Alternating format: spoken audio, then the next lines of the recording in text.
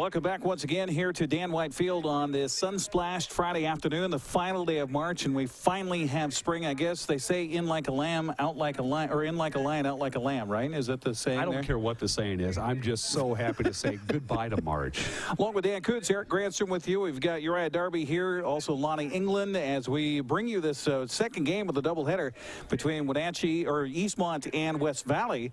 The Rams getting the better of the Wildcats in game one by a score of 3-0. So here we go with game two. Let's take a look at the lineups first for the visitors, as Ryan Frula will send out Eric Towsley again as the catcher. He is batting in the #1 spot. Batting second, left fielder Matthew Brown. Batting third, shortstop Justin Vanderbrake. Batting fourth, the DH this time around is Cody Crow. Batting fifth, the first baseman Tanner Klein. Batting sixth is third baseman Jacob Caffrey. Batting seventh, right fielder Colton Moen. Batting eighth at center field, Spencer Bailey, and batting ninth is the second baseman Spencer Frula. So you have the man on the mound, Duncan Favor, is pitching for the Eastmont Wildcats in this one. Meanwhile, it's Riley Lublin that is pitching for the West Valley Rams. Wildcats offense here in this one. Batting first is pitcher Duncan Favor. Batting second, second baseman Thomas Murphy. Batting third, catcher Mitchell Tomlinson. Batting fourth, center fielder Chase Peterson. Batting fifth, Jared Garland, the DH. Batting sixth, third baseman Dawson Schultz. Batting seventh, left fielder Kyler Morrow. Batting eighth is first baseman Jacob Schmitten, and batting ninth is the shortstop Jack Kuski. Again, Riley Lublin on the mound for West Valley, and Duncan Favor on the mound for Eastmont. So after the loss here in game one today, the Wildcat season overall falls to sub 500 at 3-4, and now 3-2 in Big Nine play. Meanwhile, for the West Valley Rams, with the win here earlier, they improved to 5-2 on the season overall and 4-1 in Big Nine play. And Eastmont hoping to win the rubber match here, as it turns out to be, of the week in the series between these two clubs. So we're about ready to go here, and Eric Towsley will step in to start the ball game here against Duncan Favor. He's a hard thrower, by the way, Eric. He brings the heat. Right-hander on the mound for Eastmont with a windup and delivery on the first pitch is right down the middle for a called strike, 0-1 the count. Our umpires switched positions, so we've got Cody Prugshot behind the plate and Clark Wright out there on the base paths. Two-man crew working this Big Nine matchup here at Eastmont. The 0-1 pitch misses inside for a ball, 1-1 the count. So Favor and Tomlinson, your battery. Schmitten at first, Murphy at second, Kuski at third, or at short, Schultz at third, Morrow in left, Peterson in center. And the 1-1 pitch to the plate is a little bit low for a ball. 2-1 the count. And interestingly, Liam O'Rourke is out there in right field, and he is the one who is being batted for in the DH. So you normally have the pitcher being covered, but... And normally you don't have the pitcher batting leadoff as well. Right. That's very unique. So 3-1 the count here to Eric Towsley. Towsley in our first game with a 3-for-4 performance, an RBI and a run score. This pitch swung on a hit hard on a hop right to the shortstop. Kuski, nice job of fielding that one right up in his breadbasket, and he's able to make the throw over to first in time. 6-3 on the put out, 1 out here in the first, brings up the left fielder Matthew Braun. Between games, I had a chance to talk to Eastmont pitching coach Eric Koontz, Wenatchee High School Hall of Famer, better throw that in. And at least for Eastmont, he, as the pitching coach, is in charge of the pitching count. We talked about this new rule that's been implemented by the WIAA. That's his responsibility. First pitch on the way to Braun here, skips in and goes all the way to the backstop. 1-0 the count on Matthew Braun. And just a refresher, you're limited to 107 pitches. 107 pitches, and once they get to 107, it is up to the coach to say, Mr. Umpire, that's all he can throw. Well, it's also the pitches and then recovery time, right? I mean, if you throw X amount of pitches, then you have 1 day off. If you are above a certain amount, you have 2 days off, and you throw 100 and that many pitches, you're done for the week, I think. And I don't think that's going to be a problem because, of course, the spring break next week. There's no baseball games. 2-0 count, and this pitch is low and inside for ball 3. So falling behind the first two batters of the game so far, Duncan Favor. And for the record, Eastmont's starting pitcher for the last game pitched very well. He threw 98 pitches, by the way. He did. First game, 98. Okay. 3-0 the count to Braun, and this pitch is low for ball 4. So 1 out, 1 on here for West Valley, and that brings up the shortstop, Justin Vanderbrake. Vanderbrake in the opener was 0 for 3. He did have a sacrifice fly for an RBI. He flew out to right, grounded to short, lined out to left, and had a sac fly to left. So if you're left fielder Kyler Morrow, you say, watch out. First pitch, he's in there for a strike. He took something off of that one. And a count 0-1 to Justin Vanderbrake. Who's also a very good basketball player for West Valley. Yes, extremely good. The 0-1 pitch is up and in for ball 1. 1-1 the counts. Our broadcast today brought to you by Walkabout Grill in Wenatchee and Leavenworth. Take a walk on the wild side. Leonard Evans Used Car Superstore, where the name means a great deal. And Global Car Care, Wenatchee's friendly expert auto repair specialist. The 1-1 pitch is a snap throw down to first base. Pretty close. Nice throw by Tomlinson. The pitch missed for a ball. 2-1 the counts. One thing I was talking with Coach Schmitten about before the ball game. You know, of so many graduations, they had so many seniors last year off the squad, and not a lot of return players coming back this year. Toss over to the bag is not in time to get the runner, Matthew Braun. He said Tomlinson really was their only guy coming back. They had a lot of starting time. The 2-1 pitch swung on and fisted to the left side of the infield, and the shortstop over will field and throw, and barely got the quick running Justin Vanderbrake at first base, but he does in time. 2 down here for West Valley. Braun moves down to second on the play. That'll bring up the designated hitter, Cody Crow. You were talking to the first game, Dan, about how he just looks like a ball player. He does. And he also looks like he could probably reach the track out there beyond right field. It's a big poke to get the ball out of Dan White Field. It's got some of the biggest dimensions you'll find in the high school field, and tall fences to boot. Yeah, I think those are at least 10-foot fences out there. The pitch swung on and missed. Nice job pulling the string on that one. 0-1 the count to Cody Crow. Crow looking for his first hit of the day in the opener, in which West Valley won 3-0. He was 0 for 3. Got aboard on a walk in his first plate appearance, but grounded out the rest of the time to the right side of the infield. The 0-1 pitch is a curveball missing low for ball 1.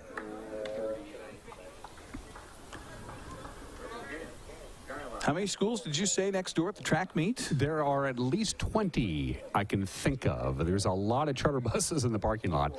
I was listening to the public address announcer, little high, public address announcer going through all the teams, and I lost track at about 15.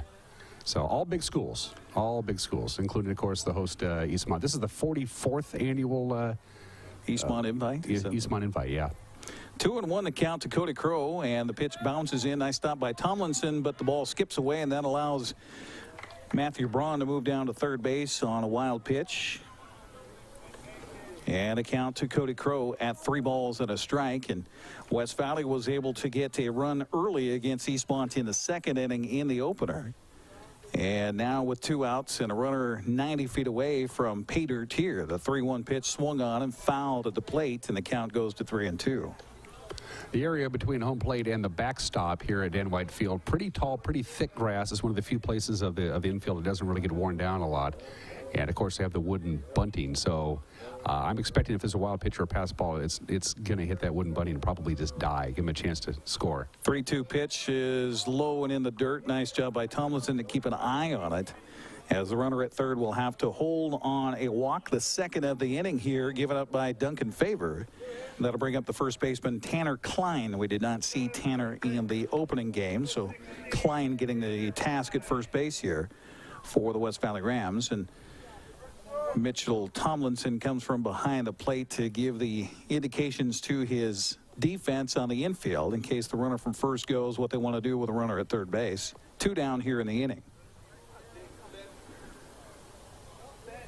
Klein in the left-handed batter's box, way back in the back, and the first pitch is taken inside for ball 1. Cody Crow, the runner at first base, is not the fastest kid on the team. We noticed that when he was in the first game on the groundouts. He was lumbering towards first, so I don't expect a double steal here.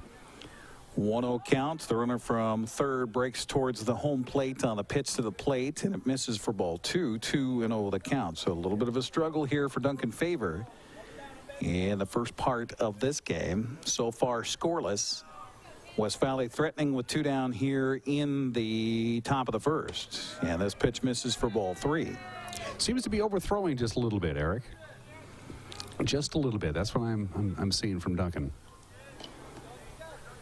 So Favor adjusts himself out there on the mound, trying to find a strike on a 3-0 pitch with runners aboard, and the pitch is taken for ball 4. So the bases are jammed here for West Valley. No place to put third baseman Jacob Caffrey. We're going to get a visit to the mound here by brother Eric Kuntz. I know him.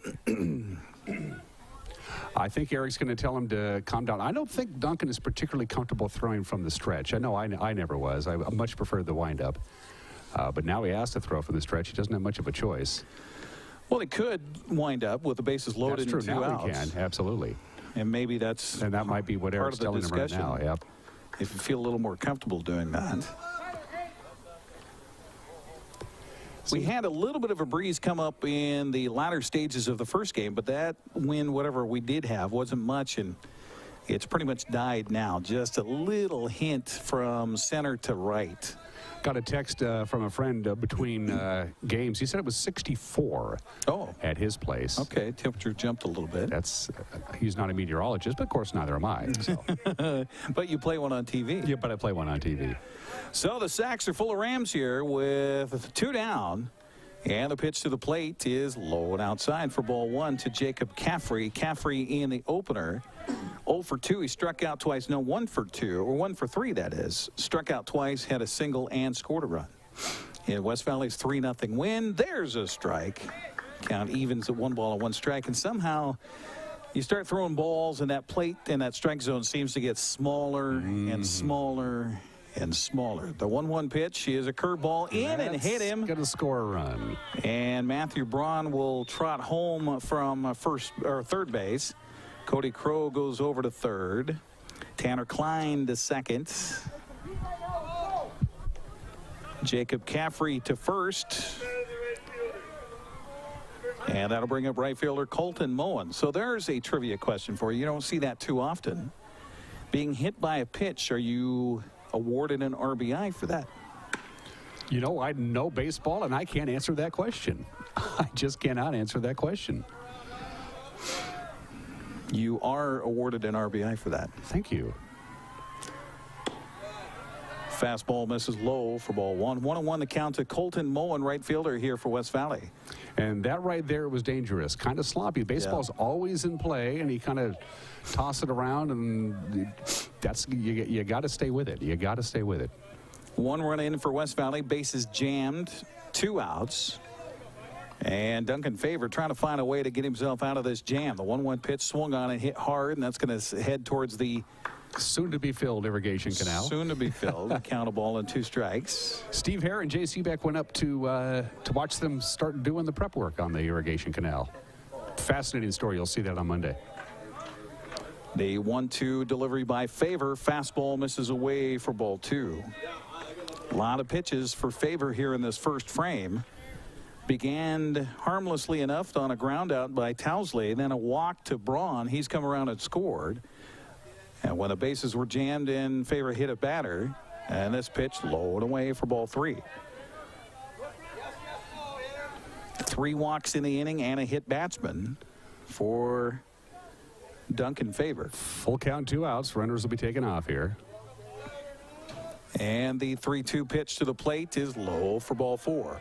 So 2 runs are in here for West Valley without the benefit of a hit. Cody Crow scores on the play. Tanner Klein down to third. Caffrey to second. Colton Moen aboard, and that'll bring up the 8th man in the inning for West Valley, center fielder Spencer Bailey. And the pitch is outside for a ball. 1-0 the count. It's one thing to make them earn it, another thing to give it to them. And you just hate to see that here in the first frame. This pitch low for a ball. And if there was a dashboard for Duncan Favor, the flickering light right now would be confidence. As you cannot find the strike zone, and Yeah, everybody here, the Eastmont contingent, hoping for good things for Duncan, and he finds the strike zone there on a 2-1 count now to Spencer Bailey. And if you're Ryan Frula, head coach for West Valley, you tell him to come up and take some pitches. A 2-1 pitch swung on and fouled away, and that evens the count at 2 balls and 2 strikes. One thing I'm noticing about Duncan is his leg kick has gotten almost non-existent. He had a real high leg kick. His knee was pretty much out his belt buckle earlier on, and now he's barely lifting it off the ground. The 2-2 pitch swung on and missed, and he gets out of the inning with a strikeout, but not before West Valley gets 2 runs, no hits, and 3 are left. We will head to the bottom of the first, 2-0 with West Valley on top. Eastmont due up. You're watching Wildcat Baseball here on the NCW Life Channel.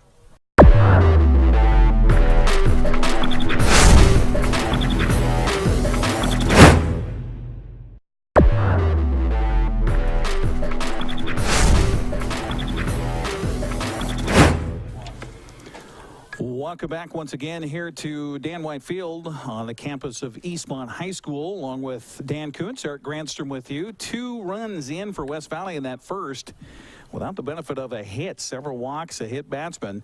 Kind of a rough start here for the Eastmont Wildcats. Duncan Favor, though, will have a chance to give himself a little favor as he'll lead it off here in the top or the bottom of the first. He'll be the leadoff man. He'll be followed by second baseman Thomas Murphy and catcher Mitchell Tomlinson here due up for Eastmont to face Riley Lublin. We saw Lublin warm up for a couple of innings in game 1 today, but getting the start here in game 2.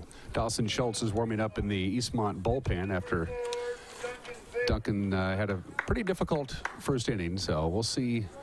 My guess is he's got a great bat. Even if they decide to pull Duncan early for the struggles, they're not going to take him bat out of the lineup. They may make him the DH. First pitch to him is a little bit low for ball 1, 1-0 the count. Duncan had a good game at the plate in game 1, going 2 for 3 with a single and a double. Looking for a chance to get things charged up here early for Eastmont. Takes the next pitch high for ball 2. You might notice, of course, he is batting from the left side of the plate. He is a switch hitter.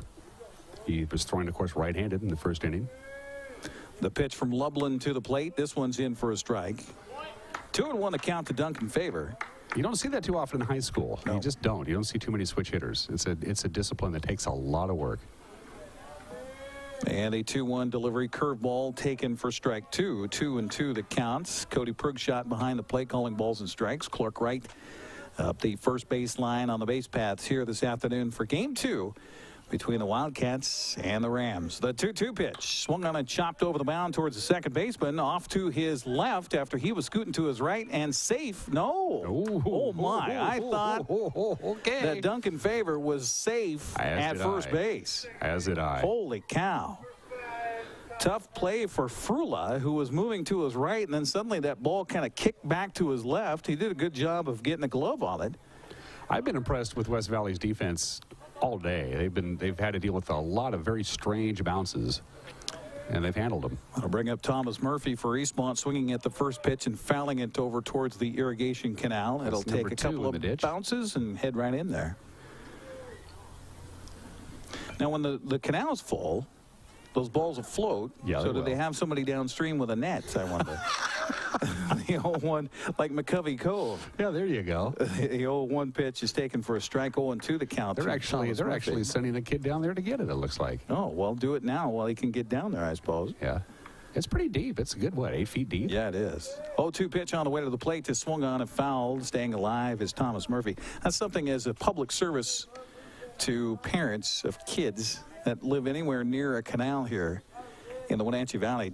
Don't let the kids out there to play around by the canal. No. Those banks are awfully slick, especially you get late into the winter. In fact, just as a general rule of thumb, don't play in the canal when it's full in July either. Mm-hmm. Well, no, that's what I'm saying. When it's charged. Oh, it'll take you right down. Yeah, don't let the kids out there to play around.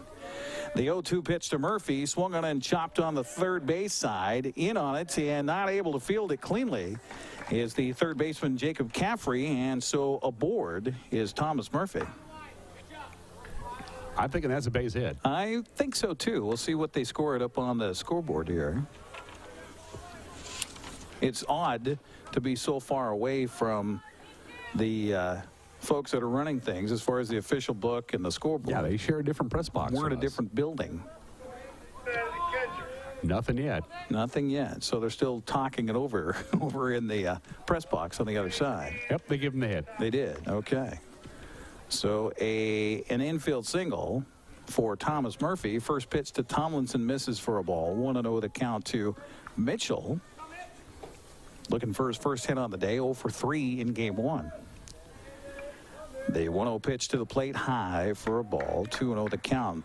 Mitchell had a great game on Tuesday. Came up with 3 RBIs in the 4-3 win for Eastmont. And the young man took a look and said, I'm not going into the ditch to get that baseball. Oh, he did? Yeah, okay. he had second thoughts. He had no help to get him back out. Yeah, I was going to say, even getting in is problematic.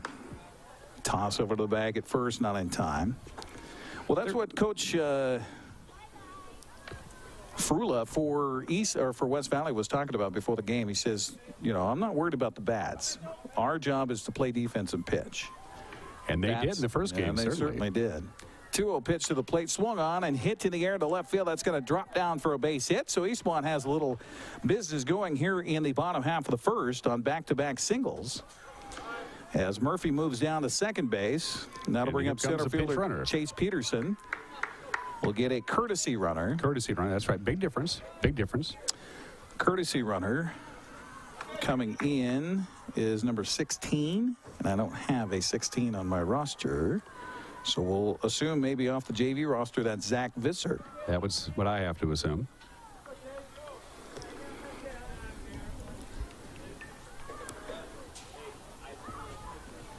Courtesy runner means, of course, the batter who reached base is not out of the game.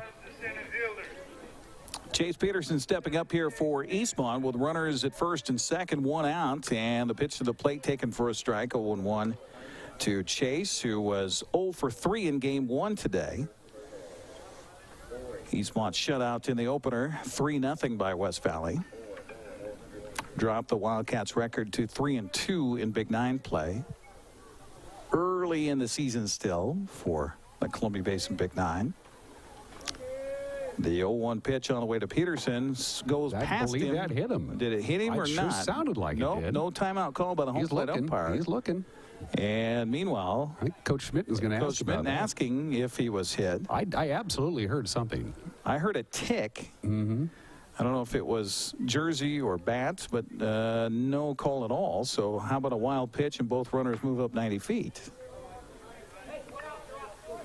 And the count even to Peterson at 1 ball and 1 strike. So Eastmont really a good chance now with 1 down in the inning, runners in scoring position. Pick up Mr. Favor a little bit. And Lublin with the pitch to the plate. Curveball misses low and inside for ball 2. So a hitter's pitch coming up here for Chase Peterson. Put a drive to it. Infield playing back with first base open. Early in this one, West Valley on top, 2-zip. Eastmont countering with a couple of base hits here. And a 2-1 pitch is a fastball strike and evens the count at 2-2. What a beautiful day. Oh, Lord. Just how many more weeks do we have up in Mission Ridge?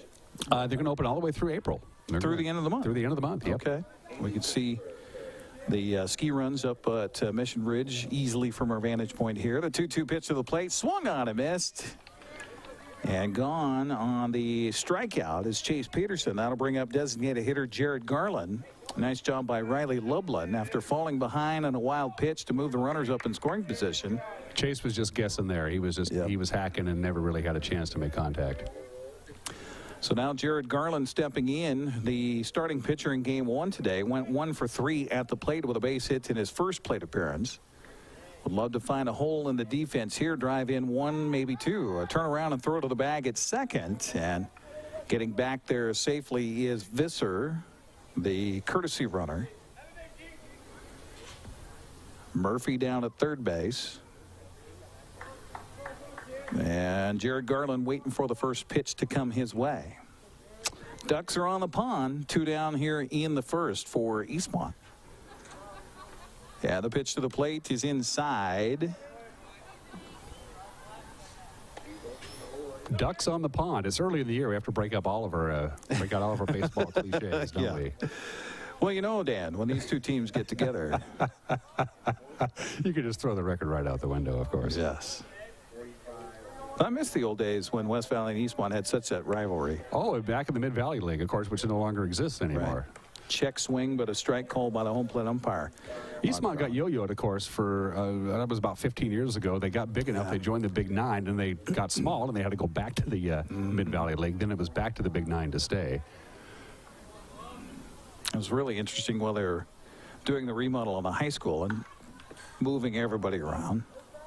Pitch swung on and fouled back, and it counted ball and 2 strikes now on Jarrett Garland.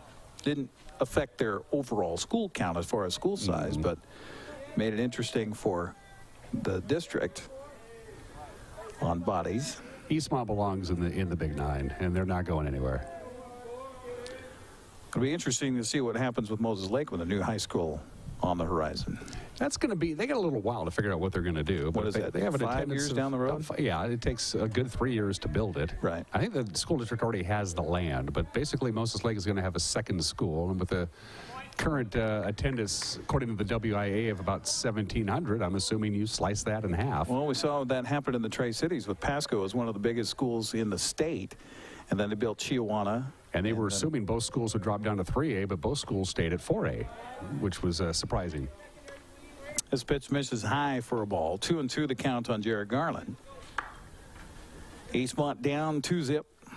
Runners at second and third here with a chance in this bottom half of the first frame here at Dan White Field. Riley Lublin, long lean in, and the 2-2 pitch is strike 3 called. That looked a little bit low, but the home plate umpire says strike 3. So how about the job by Lublin? Got a couple aboard in scoring position and then strikes out the final 2 batters he faces in the first.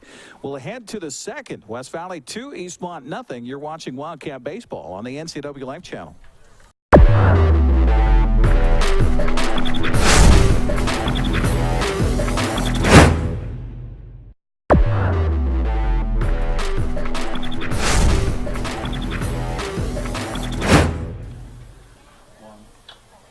Thanks for joining us for Wildcat Baseball this afternoon, live from Dan White Field in East Wenatchee. Eric Granstrom along with Dan Kuntz. We've got Uriah Darby on camera today, and Lonnie England taking care of things in the van, and Becca Freemuth back in the studios. So we head to the second inning of play. West Valley on top. Number 9 batter will lead off here. The second baseman, Spencer Frula, will be followed by Eric Towsley and Matthew Braun, and the windup and delivery is low for a ball. 1-0 the count, and we saw the struggles for Duncan Favor still out there on the mound for Eastmont, but he does have, I think, a warm arm behind him, Dan. And we'll see what pitching coach Eric Kuntz told him between innings. Once again, I noticed that left leg back up where it should be for the proper delivery. I wondered, as you mentioned that, sometimes pitchers with runners on base will go to a slide step, necessarily away from that high kick, just to eliminate some of the motion out on the mound to not allow base runners to get a good jump. I wonder if that was kind of what was stuck in his head there. The 2-1 pitch to the plate here, low and outside for a ball. Count goes to 3-1. Well, as my brother would tell you, half of pitching is the legs, it's not the arms. And when you're doing that less kick, you don't quite have the push off the mound. 3-1 pitch bounces in for ball 4. So another walk, and that would be 5 walks and a hit batsman here for Duncan Favor. And I think Brandon Schmitten may have seen enough here for his starter on the mound for Eastmont High School. They are going to take the ball from him, and so they're going to make a defensive switch here. And while the switch is made and while the change is made, we're going to take a 60-second break on the broadcast. Again, 2-0 West Valley on top. We're in the second here at Eastmont High School at Dan White Field. We'll take a break and come back with more right after this. This is TV. This is TV Set Free. TV everywhere from Localtel sets you free to watch what you want, where you want. Catch your favorite networks, including live TV, ready to watch on any web-connected device for no extra charge. That's TV Set Free. Enjoy the extra value Localtel delivers with TV everywhere. Visit localtel.net and sign up today. With the whole family online these days, speed matters. Good thing LocalTel has the consistent speeds it takes to keep everyone happy. In the den with a tablet, streaming a movie in HD, on the home office computer, and using Wi-Fi on a smartphone instead of using up your data plan. It can all happen at once with no waiting. Speed matters. Call or visit LocalTel online to get set up with high-speed internet today. So the new pitcher on the mound for Eastmont is Dawson Schultz. So Schultz will take over on the mound here for Duncan Favor, who goes 1+. Now we'll see about the defensive changes. Looks like Kyler Morrow has come in from left field, and he will be our third baseman. And Mr. Favor has now gone out to left field. I had to figure they were going to keep his bat certainly in the lineup, Eric, as the leadoff hitter. So starting pitchers now are left fielder. I'm sorry. Yes, our left fielder. Sorry. Okay, so Favor out and left, Morrow at third, Schultz on the mound. We got all the pieces set with Spencer Frula over at first base. He has the responsibility of Duncan Favor, and back to the top of the order here for West Valley as Eric Towsley will step up. Towsley with a pretty good bat. We saw that in game 1. He'll stand up here with a runner at first, and the first pitch by Dawson Schultz is a little high for ball 1. So a tough outing here today for Duncan Favor with 4 walks, make that 5 walks, and a hit batsman. 2 runs in with a runner is responsibility over at first base, and the 1-0 pitch on the way by Schultz is high for ball 2.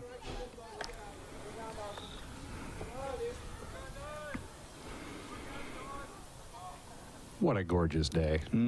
Just a beautiful day. The golf course beckons. Little high haze here this afternoon. The 2-0 pitch is high for ball 3. Tomorrow, kind of a mixed bag, Eric. It's going to be cloudy in the morning, sunny in the afternoon. It's also going to be quite breezy tomorrow. Boy, wind yesterday. Did you see that video? I did. On the tornado yeah. in Monroe. The 3-0 pitch is inside for ball 4. That's a rare event. That's Midwest territory, not Northwest territory. Well, and the video looked like it was off of a surveillance camera, especially where the damage was done to that RV dealership in Monroe. There was really no warning. I mean, it was blowing, and then all of a sudden, a tornado crosses the street and knocks trailers over. I did think it was kind of humorous, though, that it would go through a trailer dealership. Oh, God just hates trailers, and that's what the tornadoes do. It's funny, your friend of mine, Jeremy Anders, who now, of course, works in Monroe, he said he had no idea there was a tornado until he got home from work. Yeah, I was talking to some other folks on the west side. They had no idea either.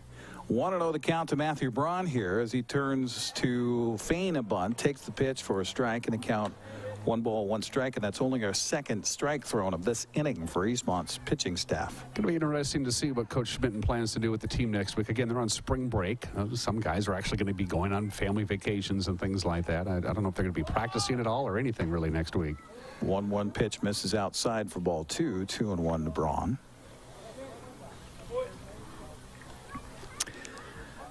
We didn't get any time off. No, I was at school. Nope, we had. There was practice every day. Sure.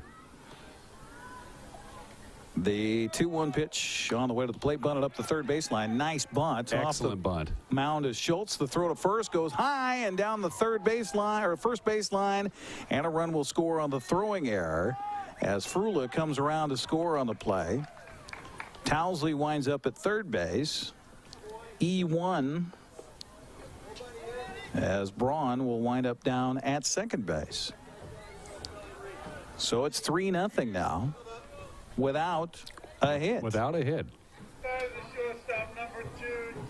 That's a strange line score right now. It really is. And still nobody out. Runners at second and third as Justin Vanderbeek steps into the right-handed batter's box. First pitch to him is a curve, missing for ball 1. Dan, I know you're a big baseball fan. Oh, I love baseball. And I know you're a fan of history. So I did get this day in baseball history. Oh, I like that. For the broadcast today. And while you do that, I want to thank our friends at AC Checker Taxi Cab, Neil's Boots and Shoes, and Quick Lube and Tune, helping bring today's action to you. Good folks all. Well, I did have this day in baseball. Oh, you know what? I think it stayed home because we had problems with the printer about the exact time that I was printing that out. See if I can do it from memory. Well, this will be talk about working without a net. 3-0 the count, and this pitch is in for a strike, and the count goes to 3-1 on Justin Vanderbeek. Today, in baseball history, it was the first time a game for Major League Baseball started in the month of March. The season started for the Seattle Mariners. I was going to say that was a Mariner game, if I remember correctly. They had a Sunday night game. Was it the one in Tokyo? No, it was in the Kingdom. It was in the Kingdom. Okay. Yeah. Yep. Now, of course, they have 3 games back-to-back on Sunday the 2nd. Right. Traditional Monday opening day is kind of a thing of the past now, which is kind of a bummer for our friends at Cincinnati because they always have the traditional first game of the year, but they don't get that anymore. Right. Huge at-bat right now, Eric. Huge so the bases are jammed. Vanderbeek gets a walk. And Cody Crow steps up. First pitch to him, swung on and hit through the gap, and it will get out to center field for a base hit, and 2 runs are going to score. Cody Crow finds his first hit of the game and of the day. That's the first hit for West Valley here of this game. And they have played at 5 runs with just 1 hit. So 2 runs come in. Vanderbeek winds up down at second base on that base hit by Cody Crow. Give him a couple of RBIs, and that'll bring up first baseman Tanner Klein. 5-0 now. West Valley on top. Curveball in for a strike here, and a count 0-1. And I believe that's the first time we've had a batter behind in the count for West Valley. Indicative of the struggles of the Eastmont pitching staff in the second game. The 0-1 pitch is bouncing in. Nice stop by Tomlinson, keeping the runner Vanderbeek out there at second base. Evens the count at 1 ball and 1 strike. Yeah, 3 games on Sunday for you baseball fans. Yankees and the Rays get underway. In fact, I think they play like 10 o'clock in the morning. Now that seems like an odd pairing for an opening day game. Well, not when the Yankees are involved. Well, no, the Yankees fine. Yeah. But playing the Devil Rays. Yeah. Excuse me. The Rays. The Rays. Yes. It's not the Devil Rays anymore. Of course, the Mariners start on the road. They'll be in Houston, who by most accounts is favored to win the American League West. 2-1 pitch swung on the ground towards the shortstop. Double play chance to second for 1. The relay to first is off the mark and goes clear over the fence, retaining fence here, and into the canal. So another throwing error going to be charged here, and another run's going to score. And another ball goes into the canal. We're going to have to keep a canal count here. Interesting to see what Coach Schmitten is going to talk to Clarkey, the umpire, about. I didn't see any real issues with that. Looking at interference maybe out there at second base. Or did they not call him out at second base? I assumed, based on the play, that they were calling him out at second. He was out. That's the run. That's, of course, that's the runner at first base that advanced. That's the guy who hit the ball. So I'm thinking, I wonder if the ball did go completely out of play. And is that 2 bases or 1 base? That's 1 base. Okay. I really don't know what Coach Schmitten is concerned with here on the conversation. He's not animated. I think he's wondering about runner interference on the throw from the relay from second base back to first on the double play chance if he didn't get out and down out of the way for the throw. It's a bit stricter interpretation in high school. Of course, it's a safety issue. Sliding headfirst is completely forbidden. It's an automatic out. Understandable, of course. That could be exactly what you're talking about, Eric. So Klein winds up out at second base on the play. 1 out. 4 runs are in. It's now 6-0 West Valley. That'll bring up Jacob Caffrey. First pitch to him is in for a strike. 0-1 to count to Caffrey. Third baseman for West Valley, who was hit by a pitch and got an RBI out of it because it happened when the bases were loaded back in the first. The 0-1 pitch to the plate. Off speed bounces in for a ball. Tanner Klein thought about it. Now a throw out back to the mound goes all the way into center field. And Eastmont kind of getting a little sloppy here. Maybe they already mentally went on spring break. It could be. About 10 minutes ago. Could be. That would, as a coach, I would change my plans if I was planning on giving anybody any time off. The 1-1 pitch to the plate is a fastball, misses low and away for a ball. 2-1 to count to Jacob Caffrey, 7th man up here at the plate for West Valley in the second. Duncan Favor, you can close the book on him. 3 runs given up. This pitch swung on and hit off of the pitcher. Shortstop will cover. The throw to first base, dug out, but he's with the foot off the bag. Tough play for Schmitten over there at first base. Nice job by Jack Kuski backing up as the ball caromed off of Schultz there on the mound. Now they're going to come out and check on him to make sure he's okay. In the process, Tanner Klein winds up over at third base. I was a pitcher, and that happened to me in Little League. Hit me right in the fat part of my body, right in the side of the head. I was fine. Ouch. Yeah, I was fine. So that's what's wrong with you. I wondered. I was fine, but Coach Wiles pulled me out of the game anyway. I remember that.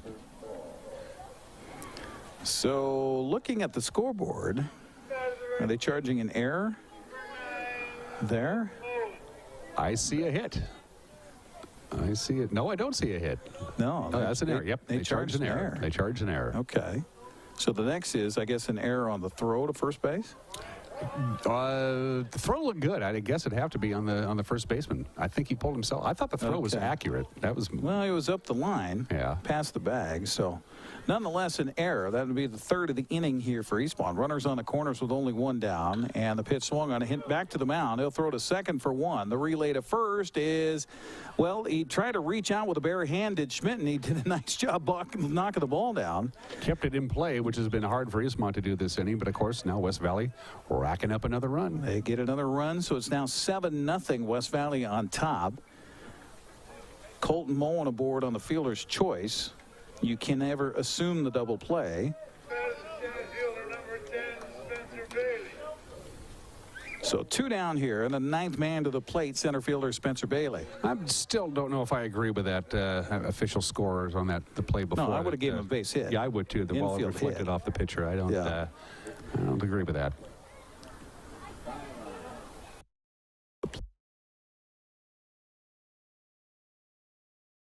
One on my count. Scoreboard is 1-1.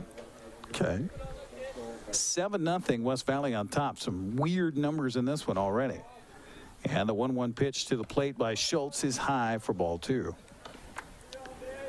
Spencer Bailey struck out to end the first. Now he stands up there with a runner at first base and 5 runs in here in the second. The 2-1 pitch bounces in for a ball, and the count goes to 3-1 to Spencer Bailey. And this is where, as a broadcaster as well as a scorekeeper, you hate it when they get more than 9 batters to the plate in 1 inning. Mm-hmm. And that will be the case on a base on balls here to Spencer Bailey. So now everything in my scorebook slides over 1. And we go to the 10th man to come to the plate in the inning, Spencer Frula. I wonder how many games I've scored in my life. Hundreds and hundreds, I'm sure. Oh, that's one of the bonding experiences I had with my dad, teaching me how to how to score a baseball game. Pitch to the plate, swung on and hit right in front of the home plate, and off the mound to field it. Schultz will throw to first base in time to get the out. And the inning mercifully finally comes to an end, but not before West Valley gets 5 runs on 1 hit and 2 men left. We will head to the bottom of the second. West Valley 7, Eastmont nothing. You're watching Wildcat Baseball on the NCW Life Channel.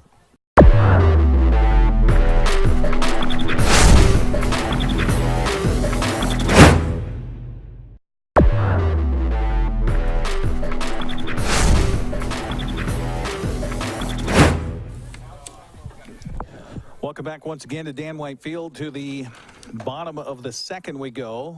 West Valley all over Eastmont in this one, 7-0.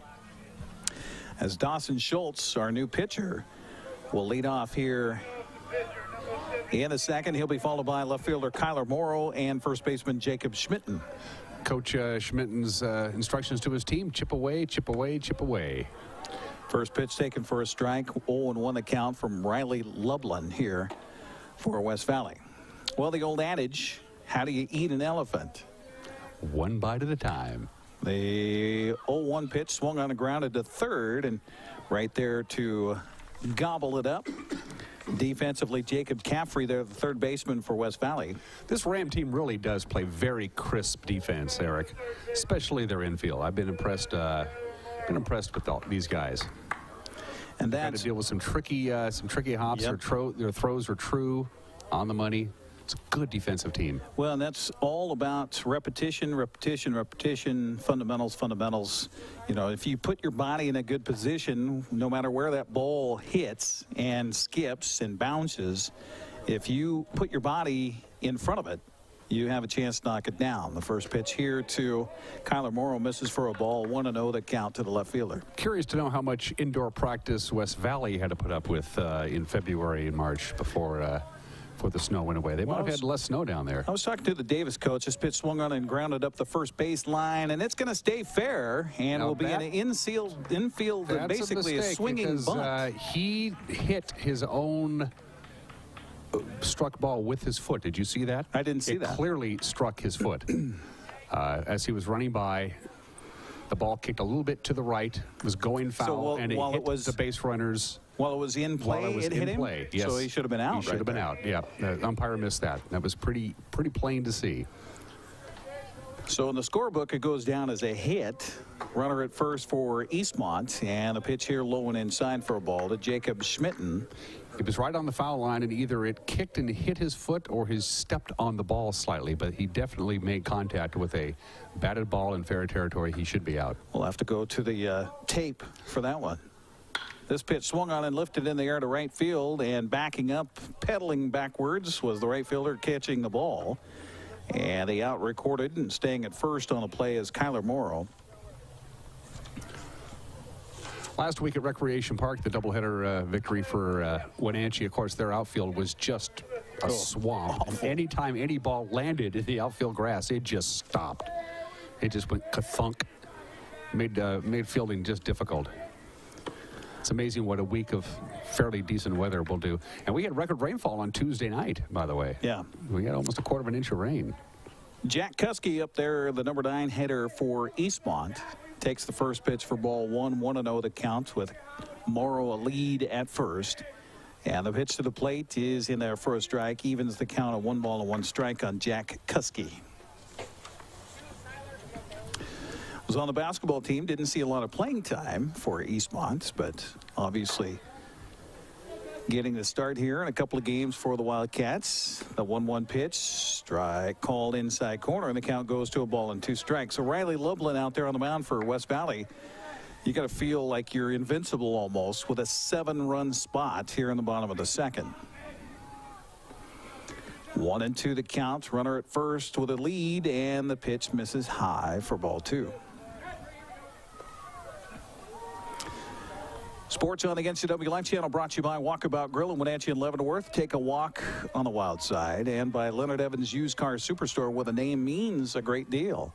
2-2 pitch to the plate, swung on and hit foul. And Guess what? Find Is that number 4 canal in the ditch? I think it might be. behind the dugout from our vantage point. So the count stays at 2 balls and 2 strikes. Sports also brought to you by Global Car Care, Wenatchee's friendly expert auto repair specialists. 2-2 count, 2 outs, 1 on, 7-0 West Valley on top. This pitch swung on and chopped right back to the mound, and right there is Ublin, and he will toss it over to the bag at first, and Eastmont retired here in the second. They get a runner aboard on a base hit. They leave a man. We'll head to the third. All West Valley so far, 7-0 over the Wildcats. You're watching Eastmont Baseball on the NCW Live Channel.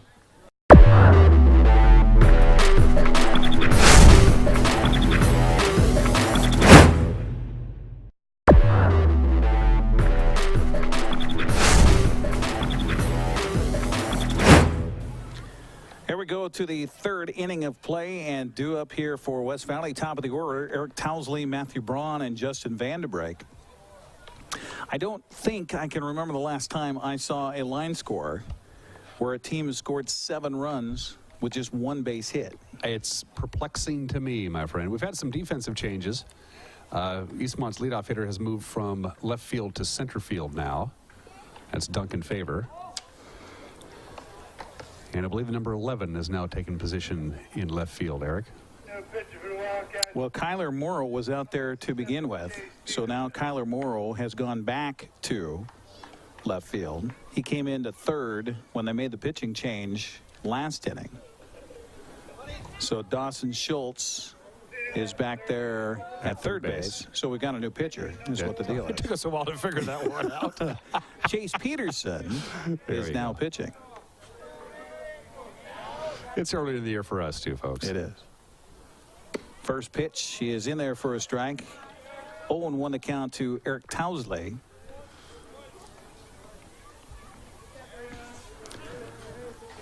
And if you're Coach Smith right now, you just want somebody to come in and throw some strikes. Count evens at 1 ball and 1 strike to Tousley. It's not just the pitching, which has been subpar, but the defense has been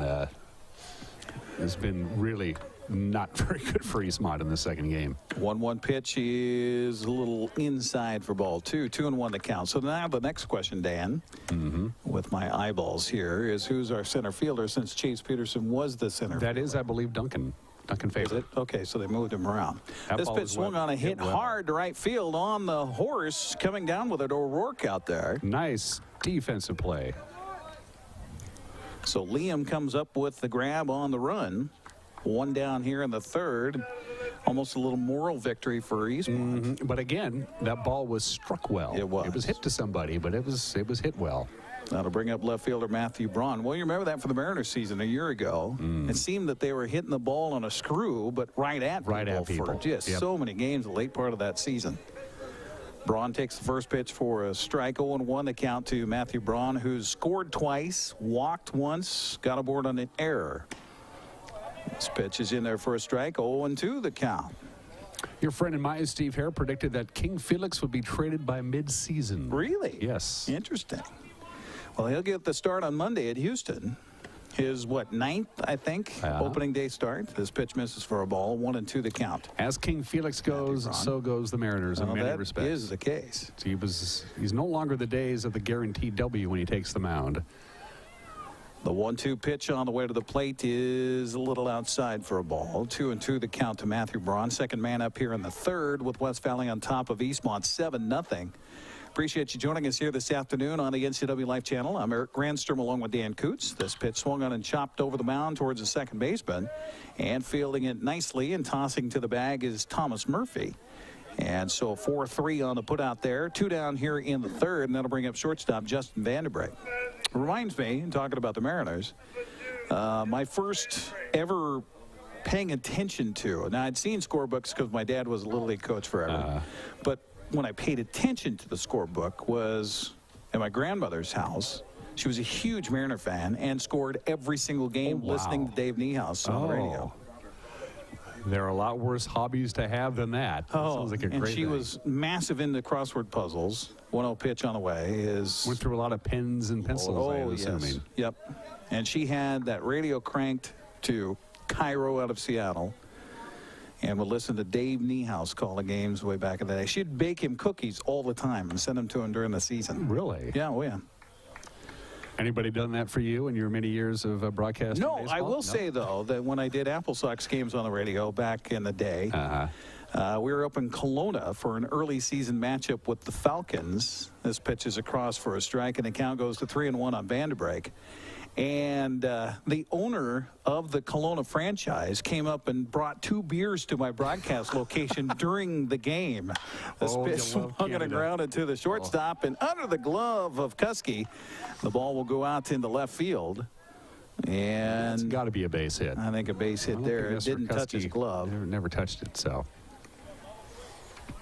Well, the thing I miss most about Apple Sox games, as many of my years as PA announcer, is when Rexine Bennett would bring us treats. Up I know. Yeah, Bruce's wife. Oh, just delectable things.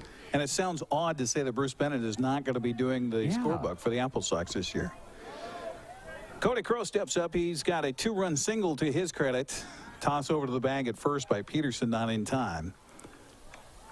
We've got a new first baseman for Eastmont, too. Again, folks, it's spring training for us. It's regular season for these guys. No, that's Jacob Schmitten over there. Okay. This pitch swung on and hit hard, but right on a hop to the second baseman, and right there is Thomas Murphy. And that'll be 3 up, 3 down. And how about this, Eastmont for defensively? Moral victory is better than anything Just right what now. they needed there. Just what they needed. No runs, 1 hit, 1 man left for West Valley in the third. We head to the bottom of the third. The Rams on top by a score of 7-0.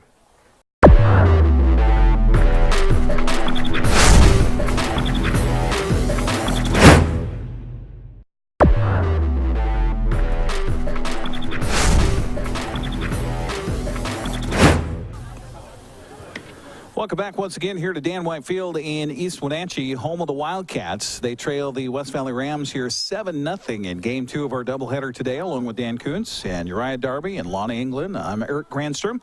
Becca Freeman handling things back in the studios here this afternoon. Thanks for joining us on the NCW Live Channel. Due up here for Eastmont in the third. Duncan Favor will start things off. And the windup and delivery on the way to the plate is in there for a strike. 0-1 to count. Favor 0 for 1 in this one. Grounded out to second in his first plate appearance back in the first. We're in the third inning. He's played 3 positions in this game. He started as pitcher, ended up in left field, is now the center fielder. He's going to pull a Bert Campaneris, I believe, isn't he? So you mentioned you pitched. Mm-hmm. What else did you play?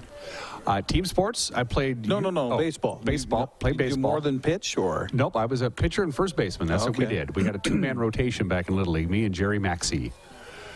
And my favorite story is the perfect game I had through 3 innings on a 100-degree day at Little League Park. And so the coaches met before the game and said, it's just blazing hot. It's unsafe. So, Dan, you're going to start and throw 3 innings, and then Jerry's going to throw 3 innings.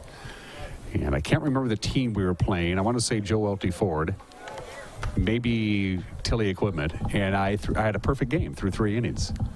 It was. So what happened when they replaced you? Well, Coach Wiles said, "Okay, that's your 3 innings," and I said, "Coach, I have a perfect game.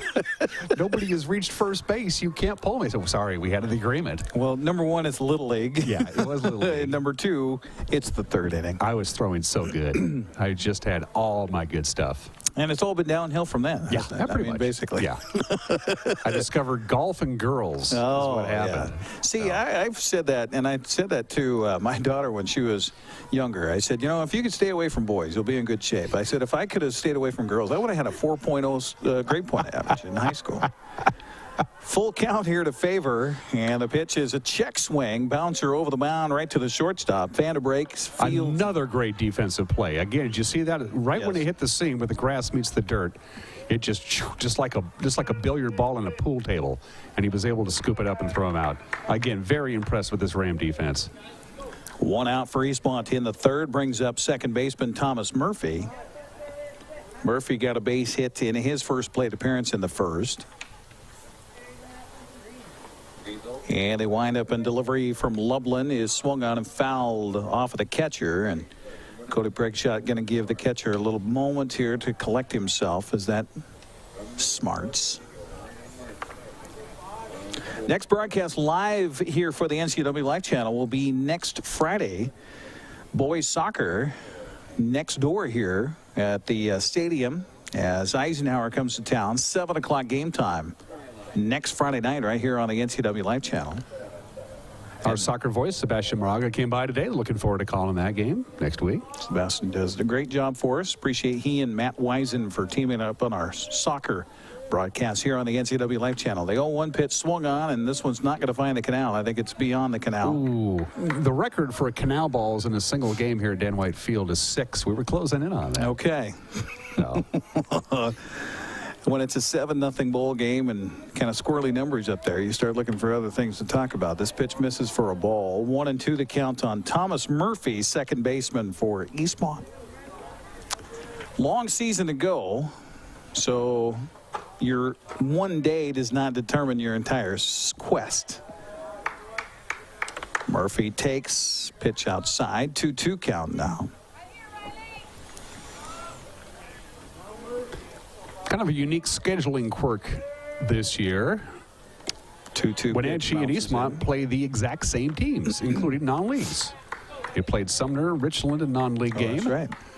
Of course, they'll play each other, but they have the exact same schedule as far as teams being played. You don't see that too often.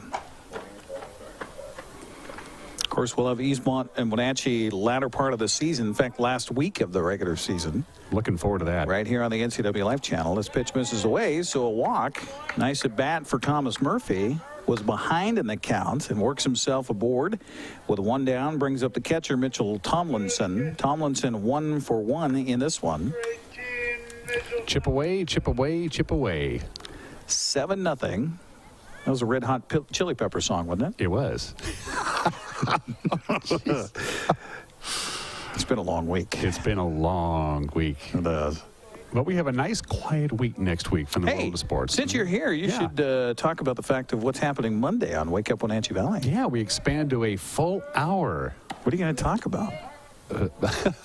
Maybe I'll have you on and we'll just talk baseball for the hour. Hopefully, we'll be talking about Gonzaga playing for the national championship against Oregon. Would that be something? That would be awesome. That would be fantastic. 0-1 the count to Tomlinson here, and the next pitch is low for a ball. 1-1 the count. Yeah, Weinstein Beverage and Highgate Senior Living are hopped on board sponsors of Wake Up Wenatchee Valley, so we've expanded it to a full hour, and it really gives our guests a chance to really get some in-depth stuff, including, I'm looking forward to this, Paul Graves will be my guest on Monday. Oh, the Bigfoot hunter. The Bigfoot hunter, Paul Graves, and he was on the show about a month ago, shortly after those footprints were discovered in the Sunny Slope area. You remember I had Paul on, and I just didn't have enough time to really get in depth with Paul, and that kind of started the thought process that maybe we can make this show an hour. And on Monday the 3rd, right before Gonzaga plays for the national championship, it will be an hour. Runner from first goes. The pitch is in for a strike. The throw down to second base is in time. They got him. Great So throw. it's a strike him out, throw him out, double play, and that will be the inning. Eastmont shut out here in the 3rd. To the 4th we go. West Valley on top, 7-0. You're watching Wildcat Baseball on the NCW Life Channel.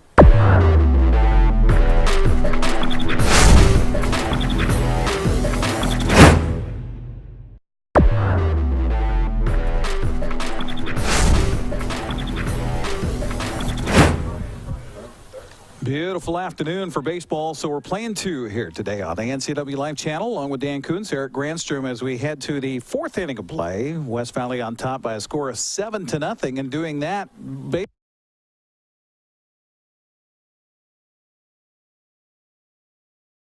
base on balls by the first 2 pitchers for Eastmont here today. They've gone to Chase Peterson to throw some strikes, and Chase came in and got himself out of a inning in the 3rd without a run scored, so that was a moral victory for Eastmont. Let's see if they could build upon that here in the 4th. Tanner Klein, Jacob McCaffrey, Colton Moen, the 5, 6, 7 batters due up for West Valley here in the 4th inning. And that score that you see in the upper left-hand corner of your screen, that line score is not a typo. 3 hits, no runs for Eastmont. Just 2 hits, but 7 runs for West Valley.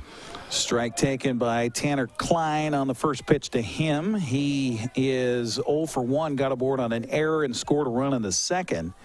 He walked in his first plate appearance in the 1st. The 0-1 pitch swung on a hit foul towards the first base dugout, and bodies go scrambling down there. You notice they don't have coaching boxes here yet at Dan White Field. I'm sure they'll be putting those in. And that is one of those high school rules. You see that very rarely enforced in the other levels. That's a foul ball. Might be a play for the third baseman. Good hustle. No. But in high school, they enforce that, Eric. That's especially the third base. They're just not allowed to be out of that box. As long as you have a foot in the box, you can even be touching the line. But the coach cannot leave that third base coach's box. I'm surprised they haven't gone to the point of protecting the coaches in the boxes yet with wearing helmets. Yeah, I think that, especially with the aluminum bats, I think that's probably down the road. It's coming soon. 1-2 the count here to Tanner Klein, leadoff man for West Valley in the 4th. His pitch swung on and hit hard but foul up the first base line. Count stays at a ball and 2 strikes. And, it's been touch and go. We were talking about Rec Park and how soft it was in the outfield. We were there the other day, and they had gone out and mowed, but you could definitely see the tire tracks from the mower. It's just so soft still, and I know that's why they want to be careful about coming out here and mowing too, because it's really soft. You see behind home plate where the grass is really tall. The grass on the foul lines here is still pretty tall. They just want to be careful about how they're doing things out here. This pitch swung on and hit hard right past the first baseman into right field. That just plain ate him up. Schmitten just didn't have a chance to get the glove down on that one, as turning on that one. Tanner Klein for a leadoff base hit. And that'll bring up third baseman Jacob Caffrey.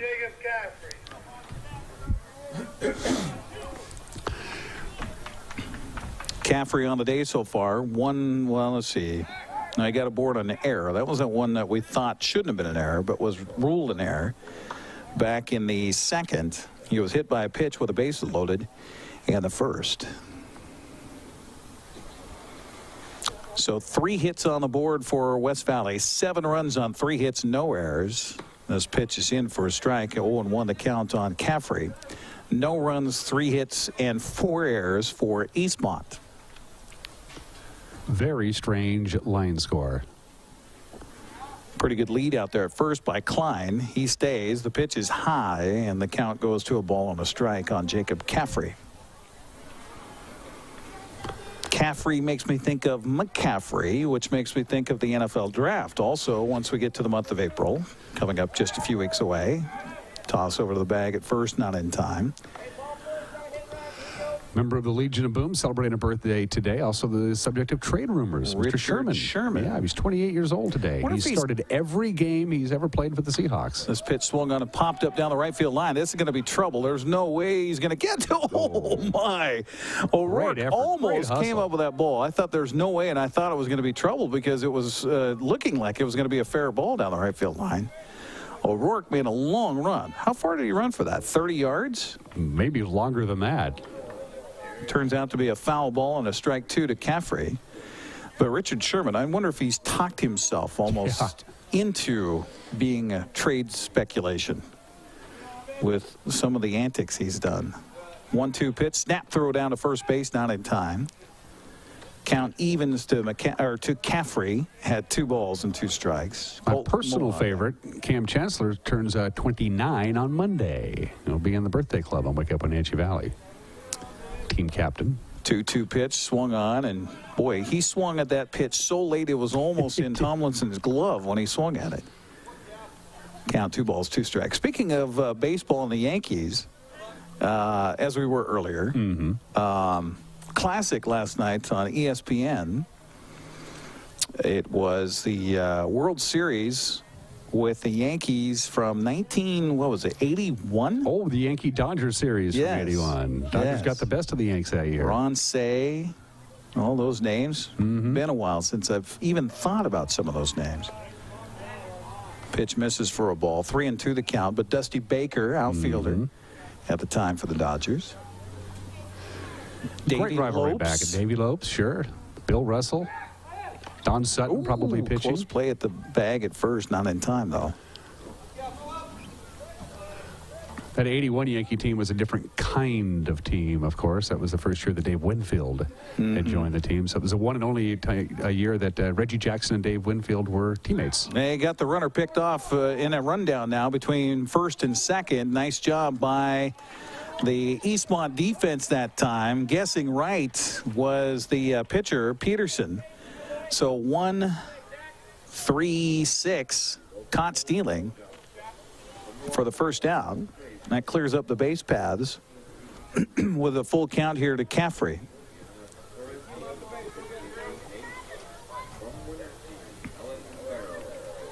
And the pitch to the plate is a little inside for ball 4.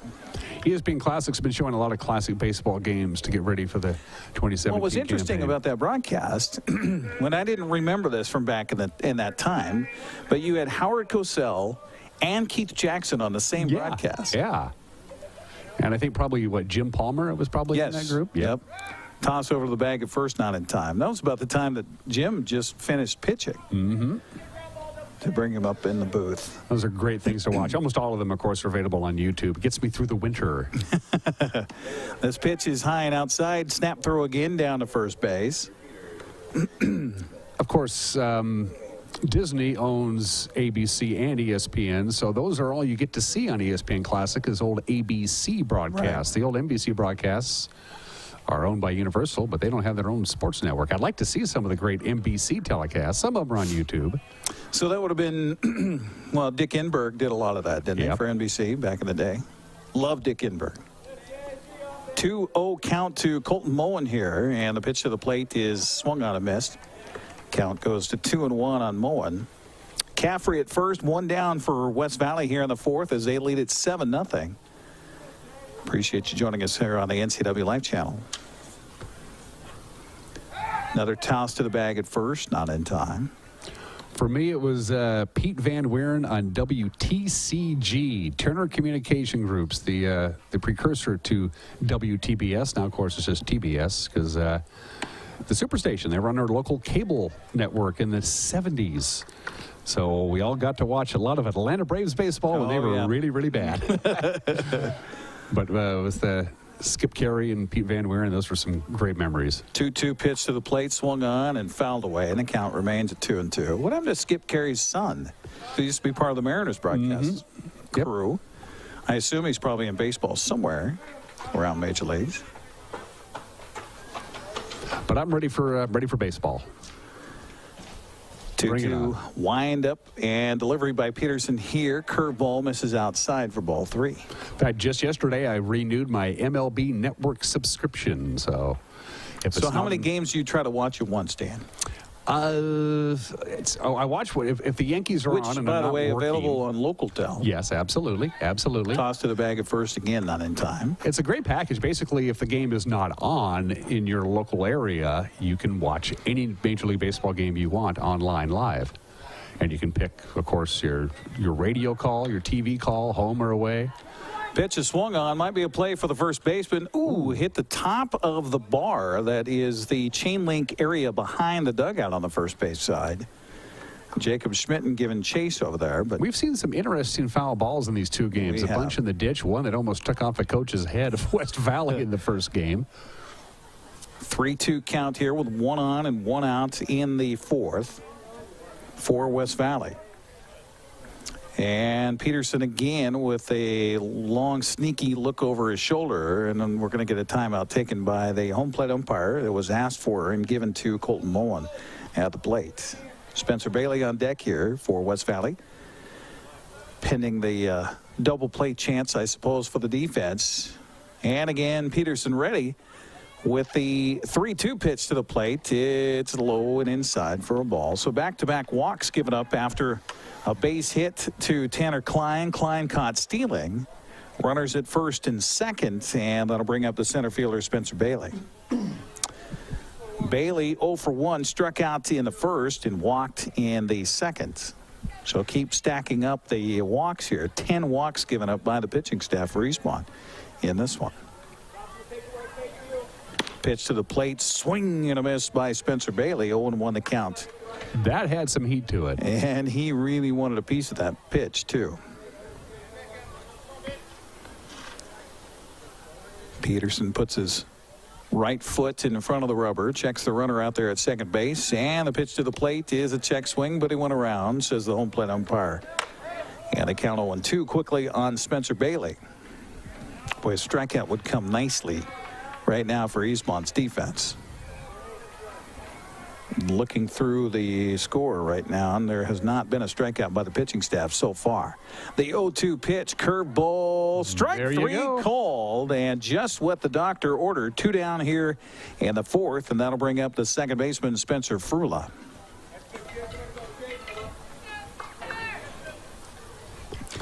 Lights are on across the way at the track meet. And it looks like they just are flickering the lights on here as well at the Dan White Field. Pitch to the plate, swung on, lifted in the air to shallow right. Should be an easy play for O'Rourke out there. He will make the catch. And another harmless inning here for Chase Peterson, doing a good job in relief for the Eastmont Wildcats. But a lot of work to do offensively as we head to the bottom of the fourth inning. West Valley on top, 7-0. You're watching Eastmont Baseball on the NCW Life Channel.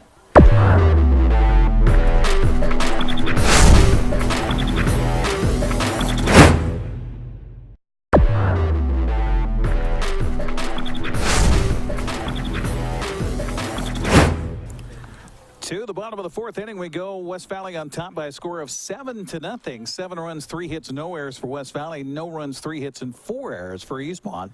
Been a tough go defensively for the Wildcats in this one, but let's see if we can get something going offensively here as we start the fourth. Chase Peterson, Jared Garland, and Dawson Schultz do up here in the inning against Riley Lublin. The right-hander's winded delivery on the first pitch is way outside for a ball. 1-0 the count. And sometimes you see that, Dan, where, you know, you get these lopsided innings and your pitcher kind of gets a little cool in the dugout.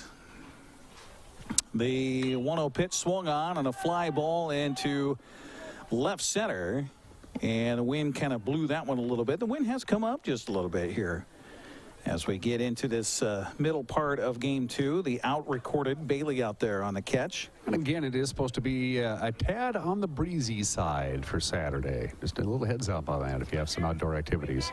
Afternoon sunshine, but wind pretty much all day. And then a beautiful day Sunday. That's the golf course day for me. Garland now steps in for Eastmont with 1 down and takes the first pitch. Curveball for a strike. 0-1 the count to Jared Garland, who struck out looking back in the first. He's 0 for 1. Lublin with the wind, and the 0-1 pitch to the plate is high for a ball. Again, a reminder, hockey on your network tomorrow on the NCW Life Channel. 1 o'clock game time for Chilliwack and Wenatchee Wild. That's game 4 of the BCHL playoffs. This pitch swung on and chopped back to the mound, and right there fielding it and throwing it and out.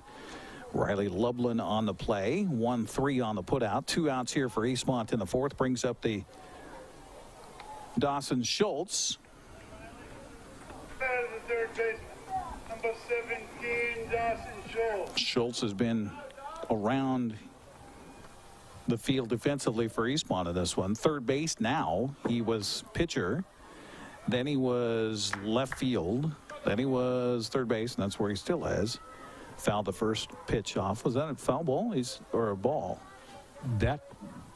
It was a ball, but I don't know if it was a foul ball or no. It was a ball. Yeah, it was a ball. I didn't.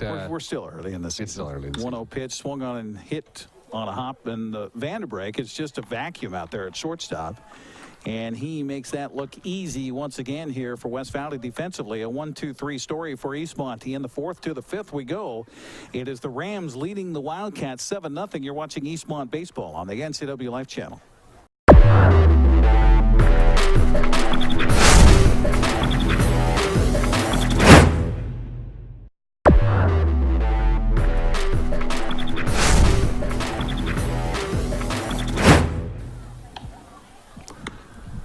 To the fifth inning we go. 7-0 West Valley on top. You're watching Eastmont Baseball here on the NCW Life Channel. And sports also brought to you by AC Checker Taxi Cab, Neil's Boots and Shoes, and Quick Lube and Tune. We appreciate their support of our broadcast here on the NCW Life Channel. Along with Dan Kuntz, I'm Eric Granstrom on our broadcast here today. Second inning of a doubleheader. West Valley won the opener 3-0 and lead this one 7-0. 7 runs, 3 hits, no errors for West Valley. No runs, 3 hits, and 4 errors for Eastmont. Top of the order due up here in the fifth for the Rams. Eric Towsley, Matthew Braun, and Justin Vanderbreak.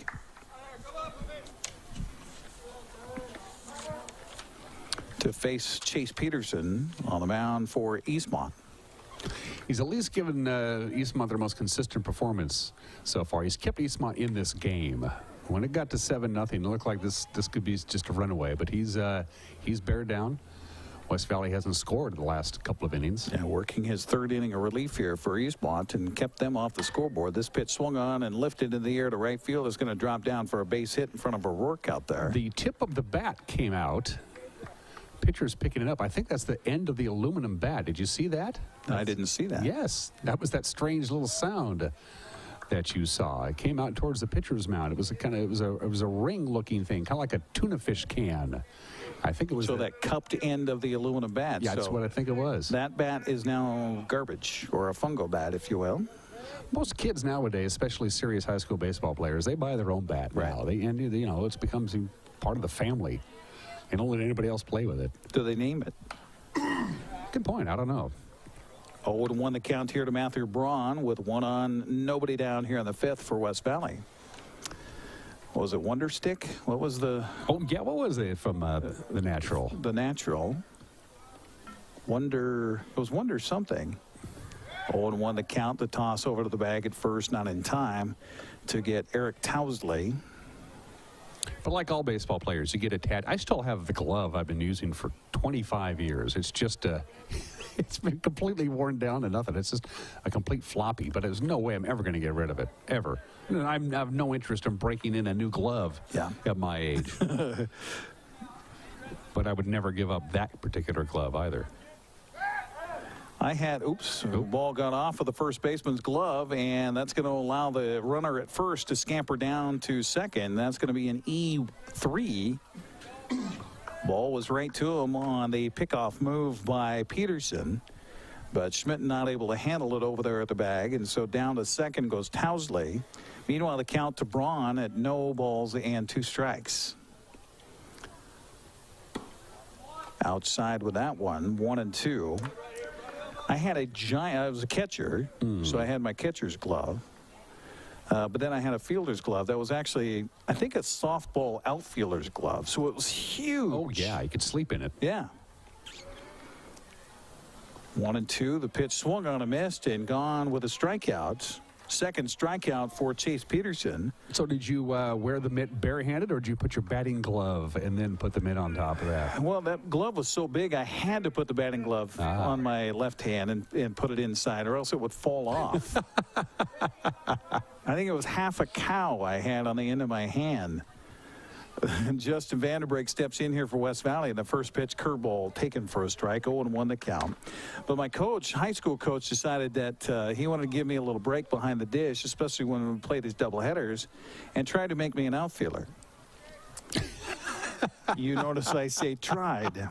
The 0-1 pitch swung on the ground and towards the shortstop, over to his left or to his right, fielding the play, and a little decision there by Jack Kuski. Thought about throwing it to third, but by the time he thought about it, third base wasn't covered in time. He didn't have anywhere to go with it and had no time to throw over to first. That's another one of those ones, Dan, where how do you score that? A cleanly fielded ball. Well, he wanted to throw the ball to third base, but the third baseman was not covering the bag. Obviously, he should have gone to first, I think. I mean, the ball was well struck. It was right in his glove. But there was no error as far as fielding or throwing. Check swing here by Cody Crow. 0-1 the count. So Vanderbrake aboard at first. Tousley now down at third base. Well, Cody Crow had one of the bigger hits earlier in this game that didn't quite bust the game open, but it started West Valley down the right track. Again, a critical at-bat here for the Wildcats. They're calling that an error. So the fifth error, now a rundown between first and second, and they got to watch the runner at third, and he runs way out of the base path, so he's out. He's out. And now they might be able to get a rundown over at third base, but the throw skips past the third baseman and will head to the fence, and an easily chance for a score here for Eric Tousley. And West Valley will absolutely trade that out for that extra run. No doubt about that. So caught stealing 1-3-4 on the put out for the second out. And that is now the 6th error of this game for the Wildcats. The 6th error, and we're only in the bottom of the 5th inning. And that was an error on the second baseman, Murphy, on the throw over to the bag at third. If you average more than an error an inning, you are not going to win the game. I don't care what level you're playing at. It's a little tough. Yeah. 1-1 to count to Cody Crow. With a run in here in the 5th. This pitch swung on and chopped up the first baseline. We're talking about that first base cut in foul territory on the grass there. And this one does go foul, so it is a ball and 2 strikes. It looks almost like a small ditch, doesn't it? It does. A mini irrigation ditch. Since we've had that as a theme here this afternoon as we grow into the evening hours with the lights on here but not taking effect. This pitch swung on a foul behind us. And out of play, the count remains at a ball and 2 strikes. I must say, Eric, you're a lot warmer today than you were a week ago at this time. You were. Yeah, at Rec Park, that was a little bit of a challenge. It was a chilly night indeed. It was. 1-2 pitch misses low and away for ball 2. 2-2 the count. When my coach tried to try me out at outfield, I had the arm for it, no problem. Had okay foot speed, but The problem was I run on my heels. This pitch misses low and inside for a ball. 3-2 the count. So as a fly ball would come out to me, running on my heels, my eyes would bounce around in my head so much, the ball looked like it was moving 3 feet in a circle as I was running across to try to grab it. 3-2 pitches high for ball 4. So Cody Crow. You don't strike me as a particularly fast person. I mean, even in your youth. I didn't say fast. Okay. I said quick feet. Quick feet. Okay, Yes. That's a big difference. I was an offensive guard. Okay. So I had real good quick feet, but no speed. Once you got above the ankles, though, that was all there. All Yeah. road. Yeah. My feet would move really quickly in one place. Tanner Klein steps up, but first they'll toss over to the bag to keep Cody Crow over there close. I don't think they have to worry about Cody Crow trying to steal a bag. No. Just a guess. It'd take him about a half an hour, I think, to Pitch low for a ball. 1-0 the count to Tanner Klein. clearly a power hitter. We were talking about spring break and whether or not the kids would have some time off here. I ended up getting some time off my senior year during spring break from baseball, but only because I got smacked in the eye with a ball. The 1-0 pitch is low for a ball. 2-0 the count. We were at Stanwood. I was warming up the pitcher before the game, and some Stanwood girls walked by. See, again with the girls. You see. The 2-0 pitch on the way. Swung on a grounded through the hole for a base hit out to right field. Crow's going to hold up at second on the play. Give a base hit, the second of the game for Tanner Klein. So you weren't paying attention. So I was purveying the landscape when the pitcher decided to throw the ball, and he hollered last minute. It's a good thing he did, because it would have hit me right in the temple had I not turned my head. Turned my head just in time to get smacked right in the right eyeball by the ball. Split me wide open. Had blood on the back of my eyeball. I had to have that lanced to open it up. Week later. So yeah, I was off for spring break from baseball. Jacob Caffrey in there now for West Valley. Took the first pitch for a strike. 0-1 the count. 2 on, 2 outs, 1 in, and a curveball here misses high for ball 1. 1-1 the count. Inning began with Eric Towsley getting aboard on a base hit. He scored after moving around on a couple of errors. 6 errors in the game here for Eastmont. And the 1-1 pitch on the way is high for a ball. 2-1 the count on Jacob Caffrey. I'm impressed with this West Valley team. I really am. Well, they and Wenatchee expected to be 2 of the contenders for the league championship.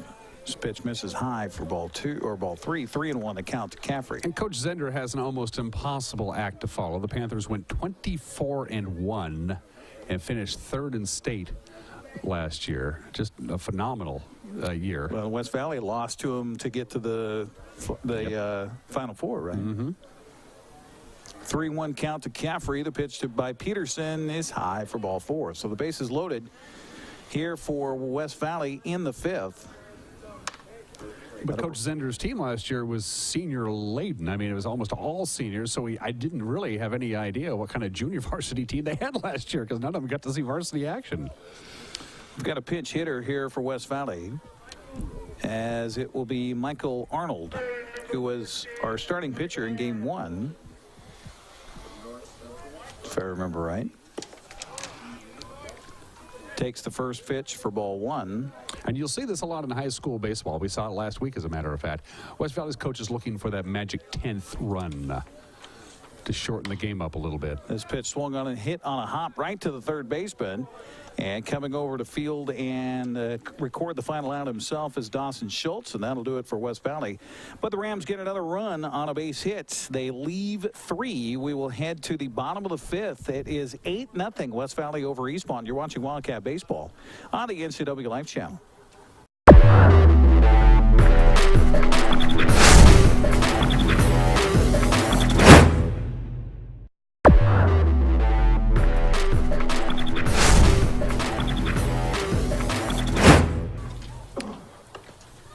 New pitcher on the mound now for West Valley As we head to the bottom of the fifth, it'll be Cody Crow on the mound now, taking over for Riley Lublin. Lublin goes 4 innings, allowed 3 hits, no runs, 1 walk, and he struck out 3. And he has 4 innings of work, so his day is now done for West Valley. And Cody Crow coming out now to pitch. He was the designated hitter in this one offensively. So we'll see if they made any more defensive changes here as they lead it 8-0 to the West Valley Rams over Eastmont as we're in the bottom of the fifth, and left fielder Kyler Morrow in there for Eastmont. And obviously we'll have a new designated hitter for West Valley. We actually have a pinch hitter for Eastmont too, as it is number 16, and that's Zach Visser. We believe it's Zach Visser. Since the well, the bench is yelling, "Come on, Zach!" So I'm pretty confident that you have that one correct. Oh, your young ears, Dan. What? Zach Visser takes the first pitch for a ball, 1-0 the count. Cody Crow with wine and delivery on the 1-0 is taken for a ball, 2-0 the count. Well, Jacob Schmitten is on deck, so he's up next, and Liam O'Rourke would be, Jack Kuski would be up after that. Takes another pitch, so Cody Crow having a hard time finding the strike zone here to start off this bottom of the fifth inning. The 3-0 pitch to the plate, low and inside for ball 4. So a 4-pitch walk. And Eastmont has a man aboard here in the fifth inning. 8 runs, 5 hits, no errors for West Valley. No runs, 3 hits, and 6 errors for Eastmont. Number 20, Jacob Schmidt. Jacob Schmidt now stepping into the box here for Eastmont. In between the innings, taking strike 0-1 to count. We can hear Brandon Schmidt, the head coach for Eastmont, down there in the dugout, giving a talking to the boys in red. Eastmont has offensive firepower. It's their defense. This has been killing them in this second game. Oh, 1 pitch swung on a chop towards the shortstop. Vanna Brake fumbled with the ball, now throws high, and a rare error for the shortstop for West Valley is going to move everybody up 90 feet, and Eastmont with a chance to do a little damage on that 8-run lead as they get man aboard here at second and third. Rare defensive miscue. That was a custom-made double play ball for West Valley. So he fumbled it and then threw high. So E6 allows the runners to get around. So Visser's now at third base, Schmitten at second. That'll bring up Jack Kuski. First pitch to Kuski. Curveball strike, 0-1.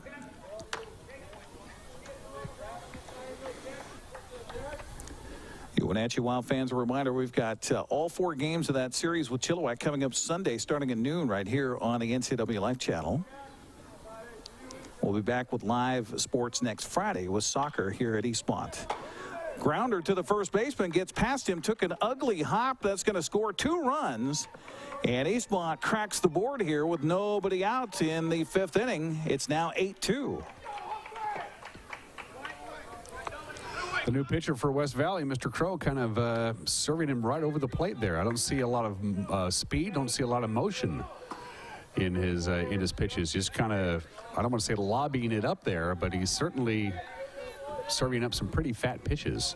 Of course, he gave up that walk on 4 straight, and he kind of got conservative and just said, I'll just see if I can find the plate. I think they're going to call that a hit. I thought I was giving an error to the first baseman on that one. That was a well-hit ball, Eric. Okay. I got to agree with him on that. Well, that ball was struck hard. All right. So a I believe that's a 2-run hit. single for Jack Kuski. And back to the top of the order for Eastmont. Duncan Favor in there. 0-1 the count to him. Toss to the bag at first is not in time. Favor 0 for 2. He grounded out to second in the first, grounded to the shortstop in the third. That's the kind of thing that would drive my dad nuts. There's no reason to throw over to first base when you're up at 6 runs. None whatsoever. All you're going to do is put that guy in second in the scoring position. That's all you're going to do. Pitch misses low and away for a ball. 1-1 the count to Duncan Favor for the Eastmont Wildcats.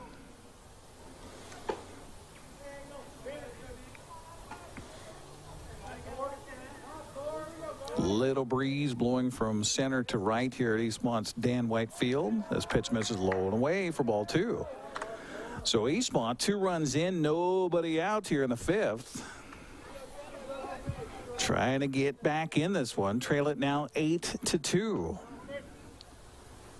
Cody Crow sets, and the 2-1 pitch on the way to the plate. Swung on a grounded to the gap between first and second. Second baseman over fields and throws, and just in time, Frula is able to negotiate the territory out there, get the out on Favor. Meanwhile, down to second goes Jack Kuski. One down brings up second baseman Thomas Murphy. Umpire talking some mechanics there on the rubber. Apparently a problem there with the dirt. Not sure. I think maybe Clark Wright telling Cody Crow he's got to make sure he keep contact with the rubber with his right foot. And Tom Seaver never did. Yeah, that's true. Of course, he was Tom Seaver, so. Look back at the bag at second. The pitch to the plate is in for a strike to Thomas Murphy. 0-1 the count. Interestingly, we're talking about that World Series Classic game from 1981. The starting pitcher for the New York Yankees, I think it was Game 6. I want to say Tommy John. Tommy John. Yeah. Yes. Only known now for his surgery, but a great pitcher. 0-1 pitch. And he pitched forever. Low. 1-1 the count. Thanks to surgery that first time they used a cadaver. Groundbreaking surgery. And how risky is that? You think about that back then. For a pitcher whose living is made by his arm. It saved countless careers. The 1-1 pitch. Careers. Well, and they're still using that procedure. Yep. Ball across for a strike to Thomas Murphy. 1-2 the count. Murphy 1 for 1 in the game. He singled in the first, walked in the third. Was picked off of the bag at first base.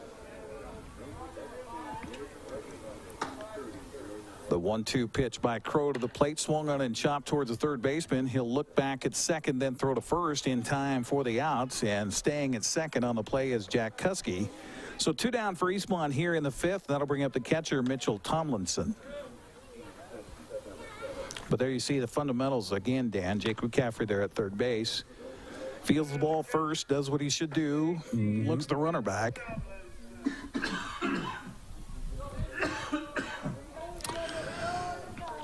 So Mitchell Tomlinson's going to see if they can keep this inning alive for the Wildcats.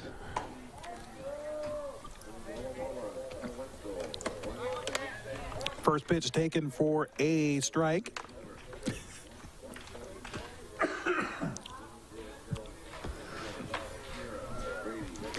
And the 1 the count to Tomlinson, who is 1 for 2 in the game. Excuse me.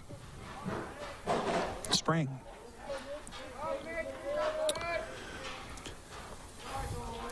Yeah, the snow mold, my allergies aren't as bad as they have been in years past. I'm pretty happy with it.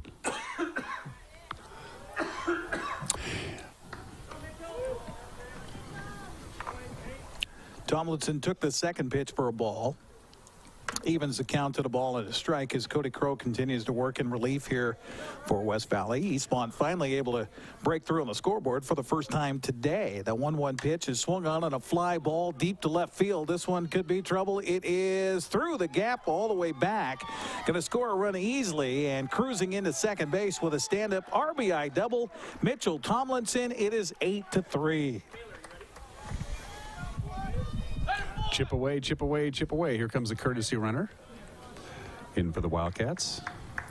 Coming out to run will be Kaylor Cannon for Mitchell Tomlinson. So Cannon to run out there. Nice job of hitting with 2 outs for Tomlinson.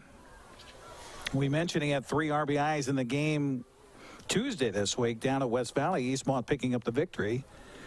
Now Chase Peterson will step up for the Wildcats. Pitcher, number 7, Chase Peterson. It's now an 8-3 bowl game. Let's see if Mitchell Peterson can help his own cause here. Runner in scoring position out at second base. His team in the game. Yeah, he has. Some good pitching. Now he can help out with the bat. Gave up just a run in relief so far. The pitch is a strike. 0-1 the count. Again, Mr. Crow, who is pitching now for West Valley, started out this game as a designated hitter, and now he's moved over to the mound. But his pitching is he just seems to be basically lobbing the ball over the plate and inviting the Wildcats to smack it. Well, you got a defense the way they do. That's true. Put the ball in play and make your defense help you out. The 0-1 pitch here is a check swing strike, and the count 0-2. Now that had some heat. That did. That looks like the kind of pitch a kid built like that's going to throw more often than not. Peterson 0 for 2 in the game, struck out in the first, flew out to center in the fourth. 3 runs in for Eastmont here, making it a little closer. 8-3 our score, as Cannon out there running for Tomlinson takes a short lead. The 0-2 pitch high and inside for a ball. 1-2 the count on Chase Peterson. Once again, thanks to our friends at AC Checker Taxi Cab, Neil's Boots and Shoes, and Quick Lube and Tune for bringing tonight's action to you on the NCW Live channel. You do that so well, Dan. It's like you've done that I've done it before, yeah. The 1-2 pitch is a fastball swung on a miss, and behind that one was Chase Peterson, and that's the final out of the inning. But not before Eastmont gets 3 runs on 2 hits and air and a 1-man left. We'll head to the 6th inning of play. West Valley on top 8-3. You're watching Eastmont Baseball on the NCW Life channel.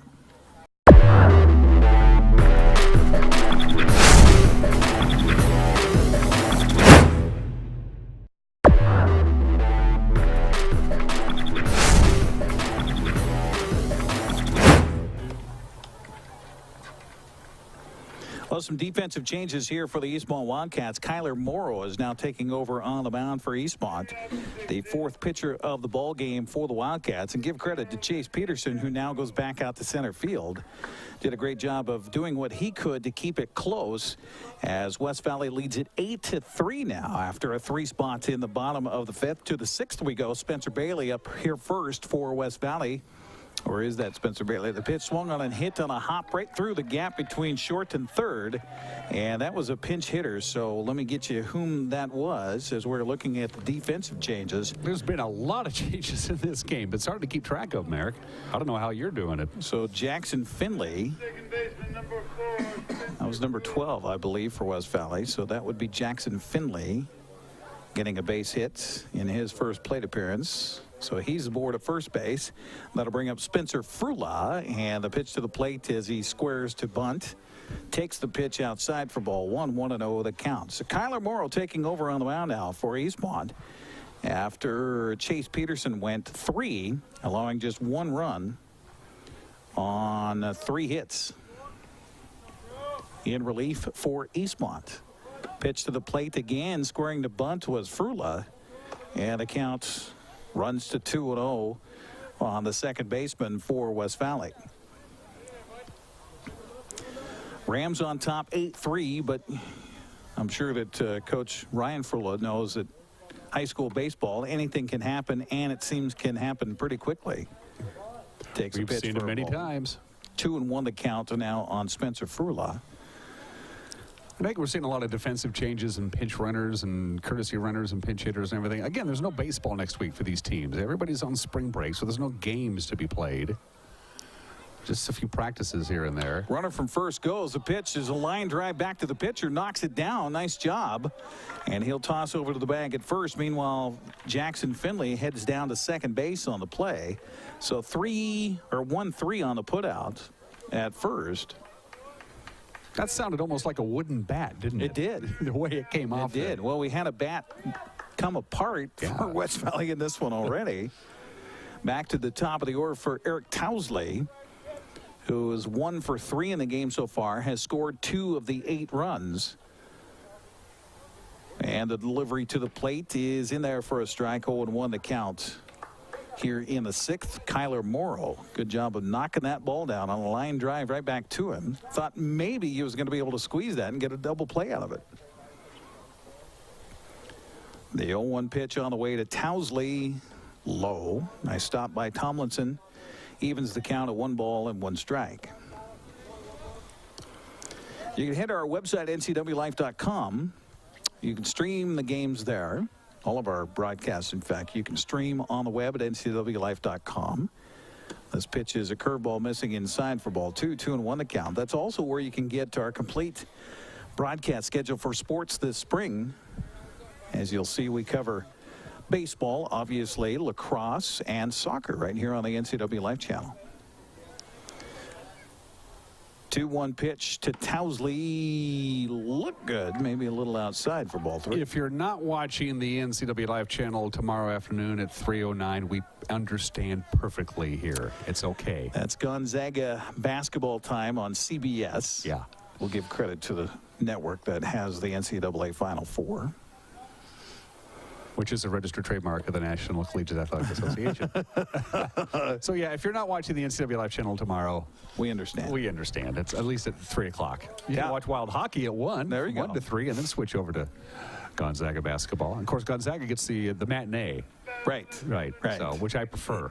So I want that game to be played first, and they are. I would love a Gonzaga-Oregon game, wouldn't I? Oh, wouldn't that be something? Except for my insufferable Oregon fan friends. Yeah, but you know what? The same is said for Husky fans. That's true. That's true. Well, a walk given up to Towsley brings up Matthew Braun with 2 on and 1 down. And the first pitch here taken for a strike, 0-1 the count to Braun, who is 0 for 3 in the game so far, has scored a couple of runs, getting aboard on a walk and an error. 0-1 the count to Matthew Braun, and a turnaround throw back to the bag at second. Pretty close play out there as Thomas Murphy came scooting in behind the runner out there. Jackson Finley gets back to the bag in time. They figure maybe a JV player out there, maybe you catch him napping. 0-1 count to Braun. This pitch swung on and lifted. That's going to be a tough play for the shortstop. He fields and throws, and it is skipping off the glove of the first baseman, Jack Kuski. He's had a tough time at shortstop. That was a tough ball no matter what. And even with a clean throw over there to first base, I don't know if he's going to get that run. No, that ball had a lot of strange action on it, didn't it? Had a lot of backspin. And now a critical at-bat. This is their best hitter. This is their number 3 hitter, Eric. And with the bases loaded and 1 out, this is a huge at-bat for the Wildcats right now. Justin Vandenbrake stepping in here for West Valley in an 8-3 ball game. He swings at the first pitch, trying to jump on it, and fouls it away on the third base side. 0-1 to count. Eastmont's chipped away. They got their 3 runs. Now they get a whole pad here and asking Kyler Morrow to hang on here. Gave up a base hit to Jackson Finley to start the inning. And then Spencer Frula with a line drive back to the mound. The 0-1 pitch here swung on a fly ball to shallow right center. Center fielder long run diving, can't get to it. The ball's going to drop in for a hit. The run's going to score.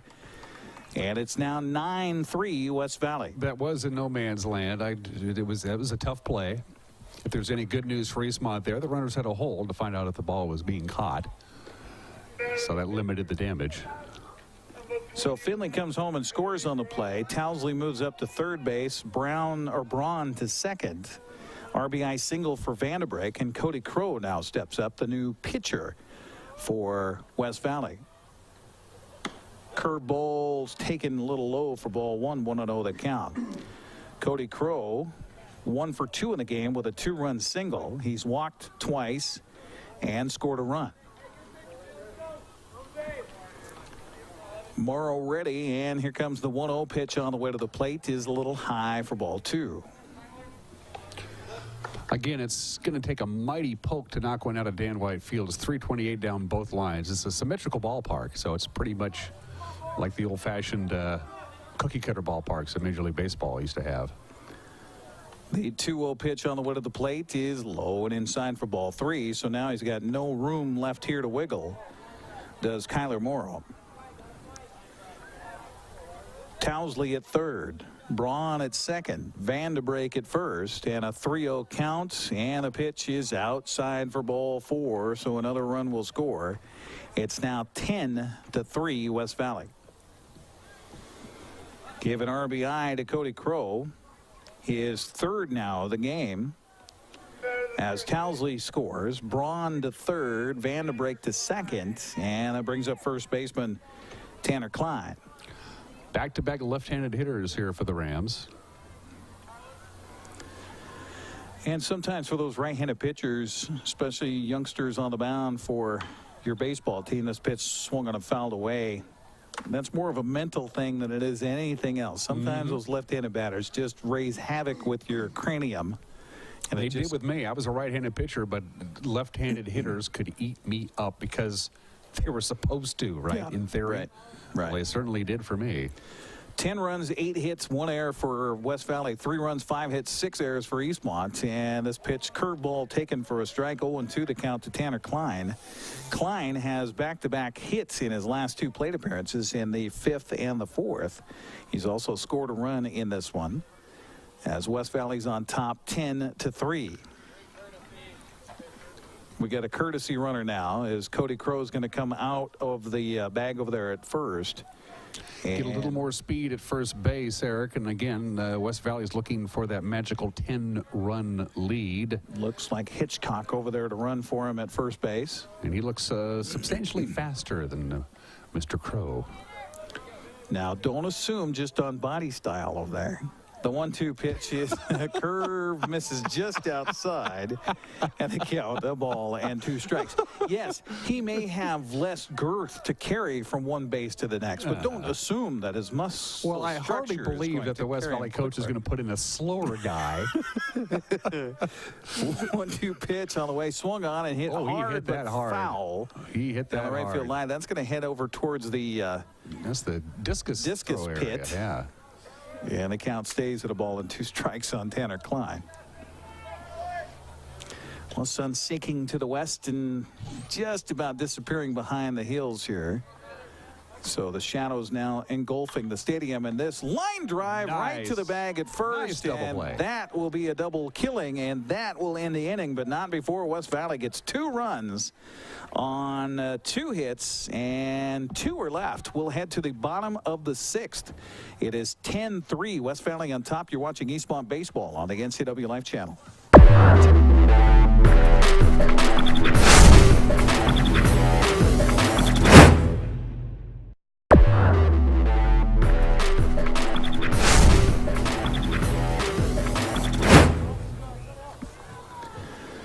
Jared Garland, Dawson Schultz, and Zach Visser due up here for Eastmont as we are in the bottom of the 6th inning. West Valley on top 10-3.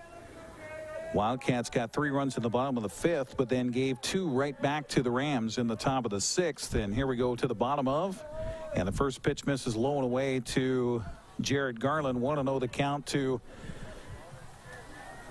man wearing number 14, 0 for 2 in the game so far. Struck out looking in the first. This pitch swung on and popped up to the first baseman, right to him. No trouble there for Caffrey on this one. And 1 out here in the 6th.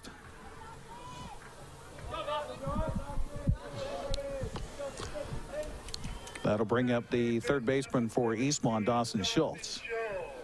Schultz is 0 for 2. A couple of groundouts in this one. Pitch swung on a miss. Boy, you're talking about how Cody Crow looks like he could throw the ball with a little heat, a little velocity. He did right there. I wonder if his coach told him, okay, no more goofing off. No more serving up batting practice out there.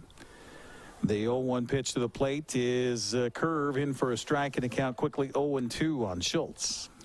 I'm assuming pitch counts with no games next week is really not an issue. No. You know, everybody hits Control-Alt-Delete when they take to the diamond again next week. Brandon Schmitten asking the home plate umpire. Once again, I wonder if it's Cody Prug shot. an issue with his right foot, making sure it's That staying could on the be. rubber. 0-2 pitch is swung on and fouled at the plate, so Schultz stays alive. That's why you see Brandon Schmitten coming clear down out of that coach's box. Out of that that doesn't coach's exist box, right now. Non-existent coach's box. Looking at the foot on the rubber for the pitcher out there. The pitch to the plate swung on and hit hard past the second baseman into center field for a base hit. So a 1-out single for Dawson Schultz, and that'll bring up Kyler Morrill.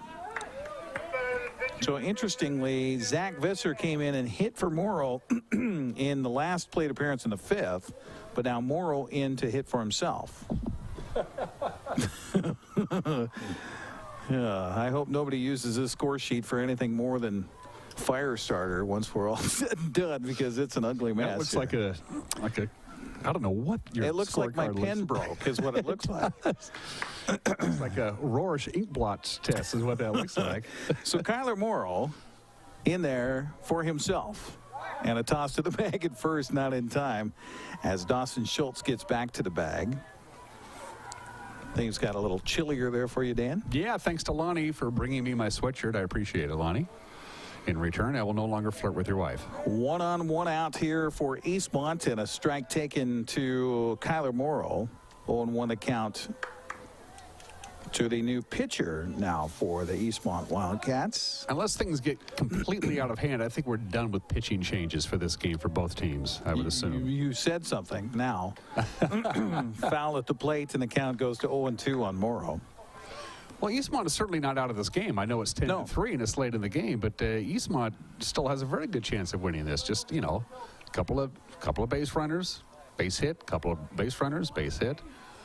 Well, with high school sports, it doesn't matter what the sport is.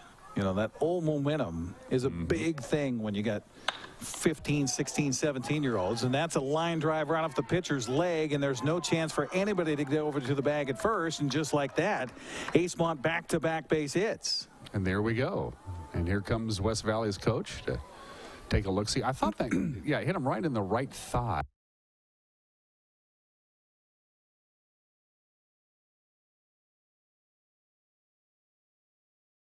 More than he'd be feeling. He's smiling. He's got a smile on his face, so. You just mentioned that there would be no pitching changes.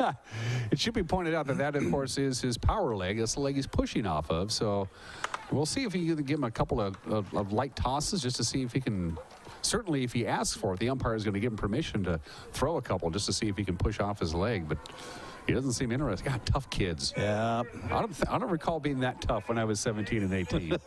But you also didn't have a 15-pound honey ham strapped to your leg either. That's true.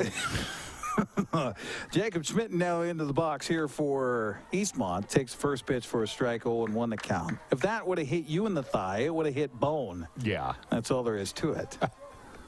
And I can say that about a honey ham because I've got two strapped, six strapped to my body in certain places.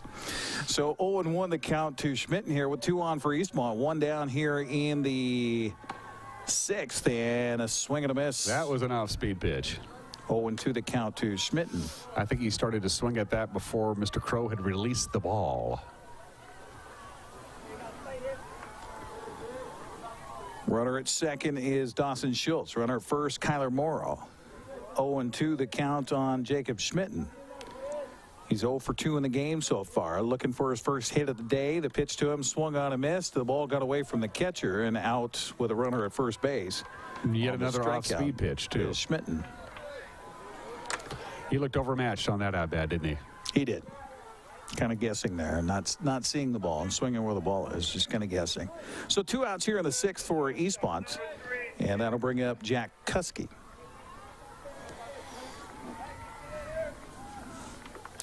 My brother, the mayor of Wenatchee, had an interesting pitching philosophy, Eric, when he pitched in Little League. Long look out at second, and now a spin and no throw because nobody's covering the bag at second. Yeah. And what was that? He hit the first guy in the first pitch of the game. He was a pitcher. On purpose? Yeah. And just set the tone. Set the tone. He would. He would hit the first guy on his first pitch. And when you're in Little League, that's a pretty intimidating little thing. I think we just got the record. Was that the record? That is. I think we have the record for a number of balls that have gone into the irrigation ditch behind the first base dugout. We'll be issuing a commemorative plaque here next week to hang at Dan White Field. Yeah, 0-1 the count to Jack Kuski. So, and it worked. There were kids who wouldn't even want to get in the batter's box, and he was pitching. Turn and a look back at second again. Kind of a fruitless effort. Yeah, they're considering that not either second or shortstop is doing anything about the guy at second base right now in a 10-3 ball game. Mm-hmm. He's not going to hit a 7-run home run. You got to worry about the guy who's at first, who's at the plate. The base runners mean nothing to you if you're the pitcher right now. 0-1 the count, 2 outs, 2 on for Eastmont, trying to get back close again to West Valley, and this curveball misses for a ball. 1-1 it counts on Jack Kuski, number 9 hitter in the order for Eastmont. Our broadcast brought to you by Walkabout Grill in Wenatchee and Leavenworth. Take a walk on the wild side. Leonard Evans Used Car Superstore, where the name means a great deal. And Global Car Care, Wenatchee's friendly, expert auto repair specialists. The 1-1 pitch from the big fella on the mound is swung on and hit foul. And the count goes to a ball and 2 strikes. Kyle Dawkins over there coaching first base. Didn't even bother to move over there as the ball went behind him by about 2 feet. Lights are on, shadow stretching.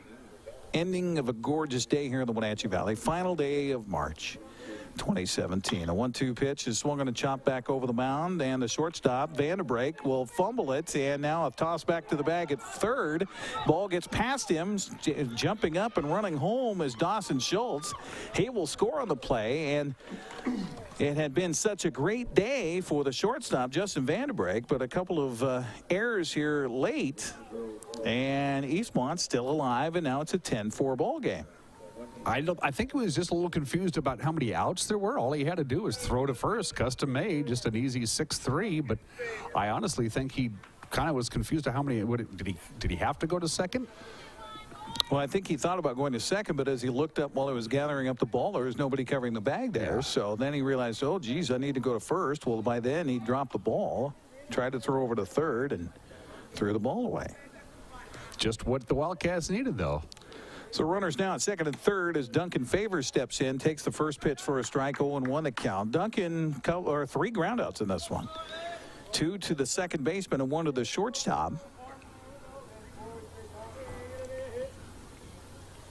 0-1 the count to Duncan with first base open. 2 down here, 1 run in for Eastmont in a 10-4 contest. And now Cody Crow steps off the rubber.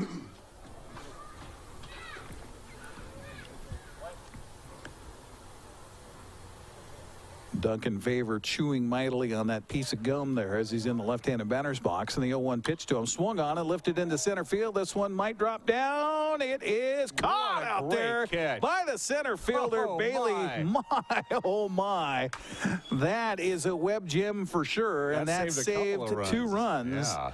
As we will head to the 7th inning of play. How about that play? We'll take a break and come back. 10-4 the score. West Valley on top of Eastmont. You're watching Wildcat Baseball on the NCW Life Channel.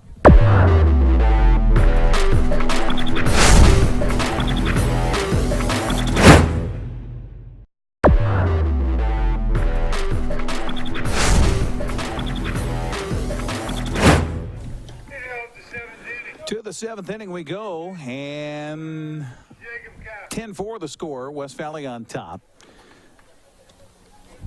Kyler Morrow continues to pitch here for the Eastmont Wildcats, and his first pitch bounces into Jacob Caffrey. 1-0 the count to Caffrey. Caffrey is, well, he's been aboard 4 times. 3 walks and 1 hit batsman. That kind of tells you how the day has been for the Eastmont pitching staff. The 1-0 pitch is swung on and missed. It was way out in front of that one. The count evens at 1 ball and 1 strike. Along with Dan Kuntz, Eric Granstrom with you. Uriah Darby working the cameras today. We've got Lonnie England out there in our van making sure we get that connection back to home, and back at home, Becca Freeman. The 1-1 pitch is swung on a missed, and the count goes to a ball and 2 strikes on Jacob Caffrey here. We've been experimenting with some new equipment, and ta-da, it all works. Isn't it amazing when everything works? Yes, love that. Yeah. We've got some busy months coming up here on the NCW Life Channel. Apple Blossom just around the corner. This pitch swung on and hit on the ground and right through the wickets. How that got through the third baseman for Eastmont, Dawson Schultz, not quite sure. He was down on a knee, and somehow that ball squirted past him. It's going to have to be an E5, Eric. An error on the third baseman will be the 7th error of the game against Eastmont. So it's the 7th inning. I got to ask you about tomorrow, and I got to ask you about Monday. Does Gonzaga take it all? I mean, from a professional standpoint, I know we all like to, but you think they will? You think they have it? I think they do have it. I think they showed that all season long. This pitch ripped into left field on the first pitch to Michael Arnold, and a base hit puts runners at first and second here for West Valley, and that'll bring up Well, Jackson Finley possibly. We'll see who it is here. It is a man wearing number 12, and that would be Jackson Finley. So Finley's still in there. He had a base hit in his first plate appearance as a pinch hitter for Spencer Bailey. So Finley steps up with runners at first and second, nobody out in a 10-4 contest. And the pitch to the plate is a curve in for a strike, 0-1 the count, as he feigned a bunt there for West Valley. But Gonzaga showed it throughout the season. I mean, a lot of people, kind of pick on their schedule. Hey, they had to play some pretty tough teams back when the season first started. I mean, they knocked off Arizona early season. Those pitches low. Oh, they are 100% legit, and they have everything you'd want to see in a national championship team. And it's a senior team. And they've got outside shooting. They've got guard play. They've got big men down low. They've got, the ability to shoot from outside. They got the ability to drive. They play some really good defense. And this is something that Gonzaga necessarily hasn't had as the runners move up on a pitch in the dirt.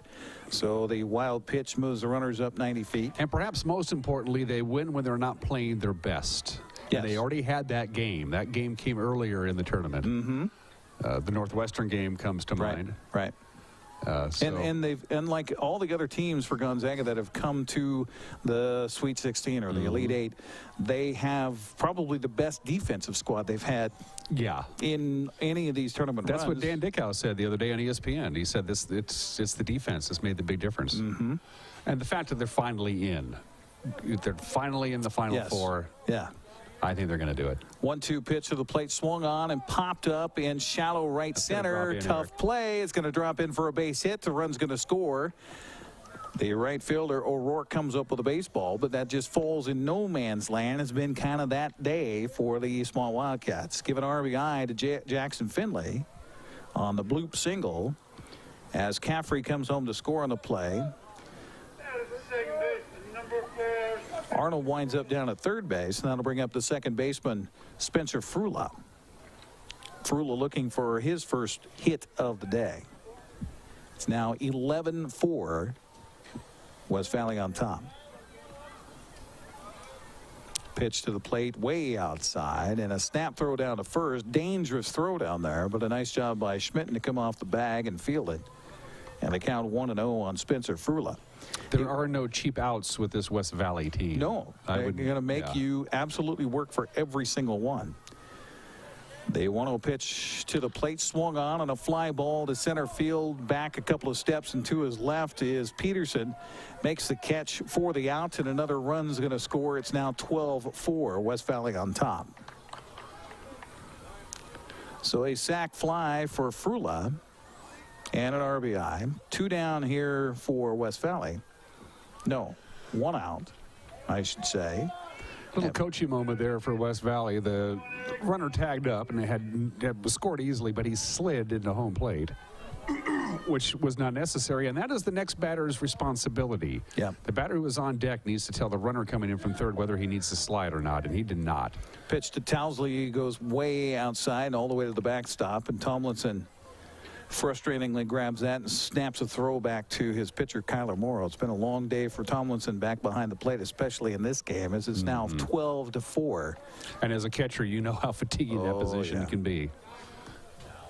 Towsley has scored 3 times in this one, and the 1-0 pitch is high for a ball. 2-0 the count. This is the 6th time to the plate for Eric Towsley. How can you even read your scorecard with all of the lineup changes and courtesy runners and pitchers? I'm getting there. Don't expect to be able to read my notes on finding the breadcrumbs. This pitch taken for a strike, 2-1 the count on Eric Towsley. I got lucky. I learned to score on the really big binding Glover books. You remember the really big ones? Yeah, absolutely. That could go forever. Mm-hmm. They were the size of a tablecloth. Well, yeah, I was going to say, you could crawl up inside and take a nap. This pitch swung on and hit to right field for a base hit. And so the inning continues here for West Valley as Eric Towsley gets aboard on his second hit of this game. The storyline for this year's Final Four tomorrow is so fantastic. You have Gonzaga, who's knocked on the door for a million years and finally gets in.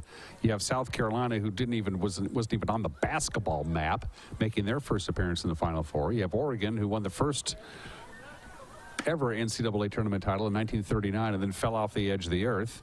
And then you have North Carolina making their record 20th Final Four appearance. And of course, they were the runner-up last year. Nobody's talking about Carolina. No. It was the team that lost the national championship last year to Villanova on a last-second shot. Why aren't they the favorite? Well, I'm sure they are. Really. You know, I've read a lot of the columns, and you know, obviously since the Final Four was set, and I can't remember any significant writer of any kind picking North Carolina to win it all. Well, I think that when you looked at the brackets, everybody's brackets just about been busted here as far as the NCAA tournament. But I mean, just now that we're at the Final Four, you know, I see about half of them pick Gonzaga that I've been able to see. Yeah. And then the rest of them are kind of split between Oregon and a couple of I'll tell you, if Oregon and Gonzaga play for the national championship, that'll be a heck of a game. Of course, the East Coast will turn out, won't even watch, but that's okay. Yeah. That's their problem. Lowest rated. Yeah, the CBS right now is hoping for that East-West game. Yeah. So Gonzaga and North Carolina, that's two what number they would ones. Want. Yep. That would be best for CBS for the ratings. His pitch misses for a ball. 2-2 the count on Matthew Braun up there at the plate for West Valley, with runners on the corners. 2 runs in, 2 outs, or 1 out, excuse me, on a 2-2 count to Braun. And the pitch to the plate is strike 3 called on the inside corner. And a good pitch, too. Gone out looking is Braun, and that'll bring up shortstop Justin Vanderbrake. Vanderbrake is 2 for 4 in the game with a couple of singles. He has scored a run, also has an RBI. Kyler Morrow, 4th pitcher of the game for Eastmont, with the delivery to the plate, bounces in for a ball. It was an awkward delivery. His footwork on that pitch was like, I think he slipped off the mound just a little bit. Well, again, aside, we were talking about the grass so much here, early season tough grass. The dirt portion and the mounds are not in shape yet either. I can't imagine. As this pitch bounces in for a ball. 2-0 the count to Justin Vanderbrake, shortstop here for the West Valley Rams.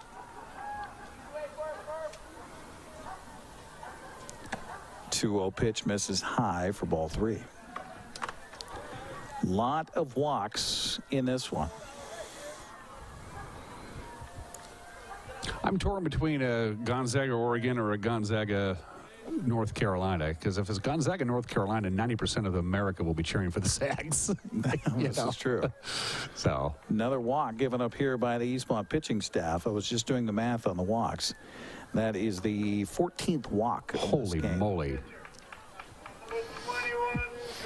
That's about 12 too many for most pitching coaches. That'll bring up the pitcher Cody Crow, who is 1 for 2 in the game. He has walked 3 times, has 2 RBIs. This pitch bounces in for a ball. 1-0 the count. Actually 3 RBIs because he walked with the bases loaded back in the 6th. Yeah, he spent a lot of time basically putting the bat down and jogging to first base. Yes, he has. So he knows they're out. So sacks full of Rams here in a 12-4 ball game. 2 outs and a 1-0 count on Cody Crow. He takes this one for a strike, and the count evens at 1 ball and 1 strike on the pitcher for the West Valley Rams. Appreciate you joining us here on the NCW Live Channel. Gorgeous day for baseball. Second in of a doubleheader. First one went the way of West Valley, 3-0.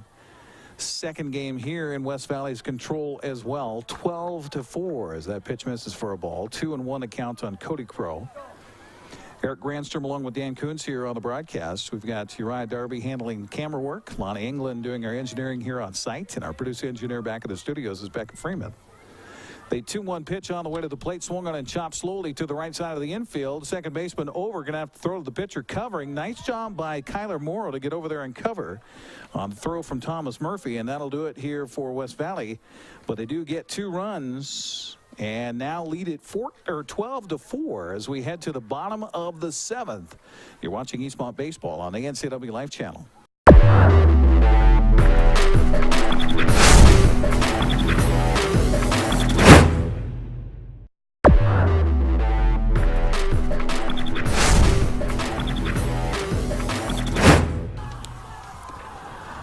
Welcome back once again, one more time around here to Dan White Field at East Wenatchee as Eastmont falls in a doubleheader here today to West Valley. 3-0 in the opener, and then the wheels fell off 12-5 in the nightcap as the Eastmont pitching staff unofficially gave up 16 walks. Oh.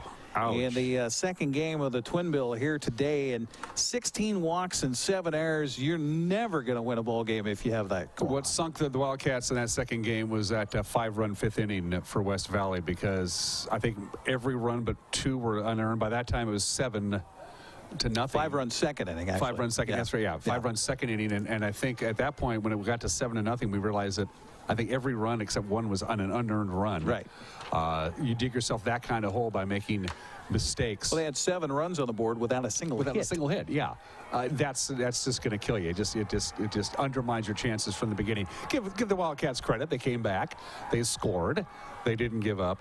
But today, I think in both games, the first and second game, they simply lost to a better team. I think West Valley is simply, at this point in the season, a better team than the Wildcats are. And like we said, one day does not do in your season. Nope. And so a lot of coaching moments for Brandon Schmitten, the head coach for the Eastmont Wildcats, out of this as they move forward on things that, you know, just like what I talked with the head coach for West Valley before the ball game, Ryan Frula, their focus when they come into any contest, doesn't matter who they play, pitching and defense, pitching and defense, pitching and defense.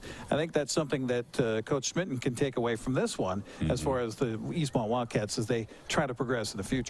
And West Valley had today on both games good pitching and good defense. So they held to their game plan.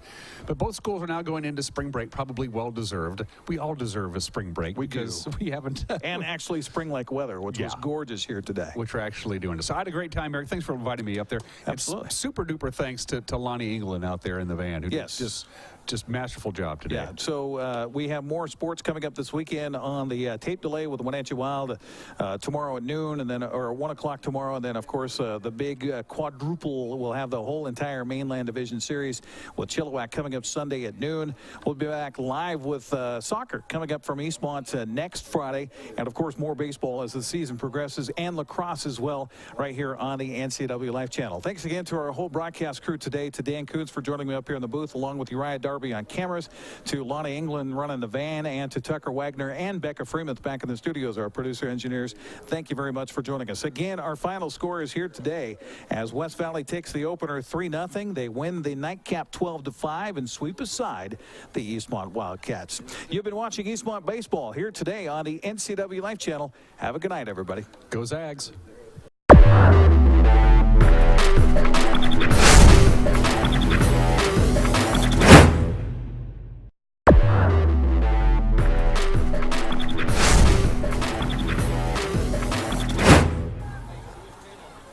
Welcome back once again to Dan White Field here as we head to the bottom of the 7th inning. A lot of light bulbs being used out there in the scoreboard that indicates Dan White Field being on the right field fence, and you can almost reach your hands up and warm yourself against those lights. 12-4 the score. 12 runs, 11 hits, 3 errors for West Valley. 4 runs, 7 hits, 7 errors for Eastmont in this one. As we head to the bottom of the 7th, Thomas Murphy will start things off for the Wildcats. He's scheduled to be followed by Mitchell Tomlinson and Chase Peterson here for Eastmont. And when you're down 8 runs, you just need base runners. Just get on base any way you can. First pitch by Cody Crow came in at about 58 feet, 3 inches. Want to know the count to Thomas Murphy. So, Mr. Baseball Man. The 1-0 pitch on the way to Murphy is taken for a strike. 1-1 the count. Why 60 feet 6 inches? That's a very good question, because it is not exactly parallel between third and first. Nope. Too. It's nope, in front of it. It's the same reason why marathons are 26 miles and 365 yards. 1-2 the count. Well, Why that's 60 feet, 6 that's inches? kilometers. For the marathon. So you do the math on that conversion. Right. Well, it's the extra 365 yards because that's 1 lap around a track. so they could finish the marathon in front of the Queen. 1-2 pitch is swung on a Did you know foul, that? and that kept it the way it is. That's it. Yes, that's yes, it. we have the record. It's in the irrigation ditch. For balls into the irrigation ditch here. Yes, it's come to that. Dan Whitefield. No, that's actually why marathons are run at that particular length now, so they could finish the marathon at the London Olympics in like 1908 in front of the Queen's box. So they would actually ran into the stadium and did the final lap to wrap up the marathon in the stadium, and it's been that way ever since. All right. 60 feet 6 inches. I have not the first clue. I'll find out. Where they settled in on that one. Although one of my favorite 2-2 pitch swung on and chopped slowly. There's going to be trouble for the third baseman. He can't get it. And an infield single for Thomas Murphy. And you said it, Dan. How does Eastmont come back in this one? Well, you get a base runner aboard, and they do. Base runner, yep. Here to start off the 7th. That brings up the catcher, Mitchell Tomlinson. Tomlinson 2 for 3 with an RBI double in his last plate appearance on a well-struck ball into the gap between left and center. And that was off the man who's on the mound right now, Cody Crow. Runner at first with a lead, and the pitch taken for a ball. 1-0 the count. So there's your homework. Okay, I'll look that up. 60 feet 6 inches. Why? And you notice the mound is not. The mound area is circular. Yes. But the rubber on the mound is actually towards the back side of the mound. Yes. So it is past center. And there are specific dimensions for the height of a mound as well, folks. 2-0 pitch is swung on. He was way out in front of that one. Count goes to 2-1. The great John Lowenstein, they asked him, if you were the baseball commissioner, what would you do? He said, the first thing I do is I move first base back one step to eliminate all the close plays. I always enjoyed that. That's fantastic. Yeah. This pitch swung on and fouled away on the first base side, and that also might find the irrigation canal. I can see the headline in the Wenatchee World tomorrow, irrigation canal opening delayed by a week because it's full of baseballs. Yeah, the ditch riders have a little extra work to do. Toss over the bag at first. And if you missed our conversation earlier, Steve Hare and J.C. Beck went up and filmed the Wenatchee irrigation people cleaning out the ditch, getting ready to turn it on. He'll have that story for you on Monday. It's pretty fascinating stuff.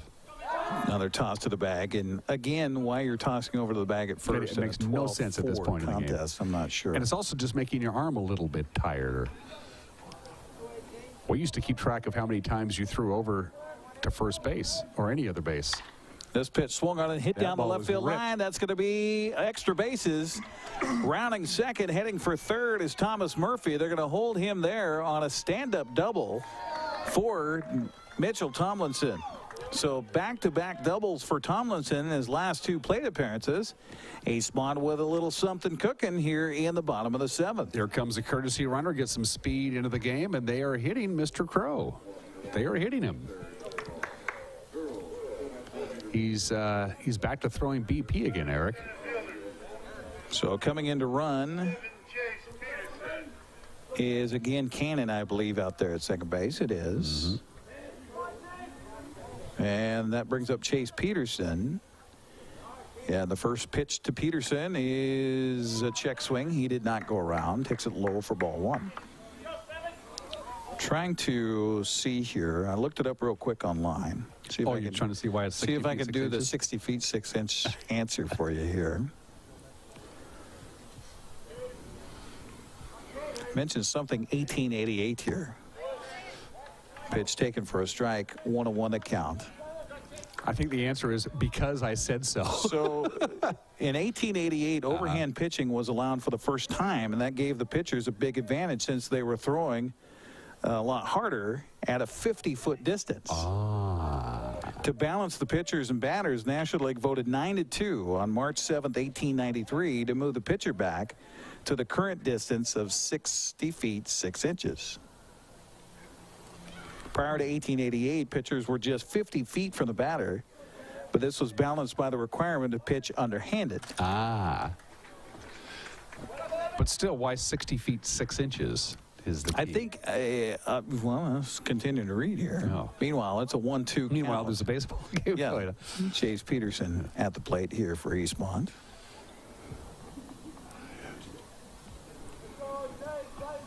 You would think, excuse me, as you look at a baseball diamond, that the pitching mound would be directly parallel to first and third base. If you drew a line from first to third.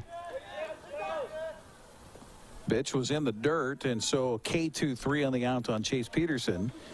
Murphy holds at third. Cannon holds at second. So one down for Eastmont here in the seventh. That'll bring up the Jared Garland now for the Wildcats. And again, he just has to remember you can't hit an 8-run home run right now. Just put the ball in play, advance the runners, score a run, get the next guy up. In this answer, it doesn't tell me why exactly moving it back from 50 feet, another 10 feet 6 inches. I think they did that just to perplex you and I. They on did. March 31st, They 2017. did, yes. 0-1 the count to Garland. Runners at second and third with one down here.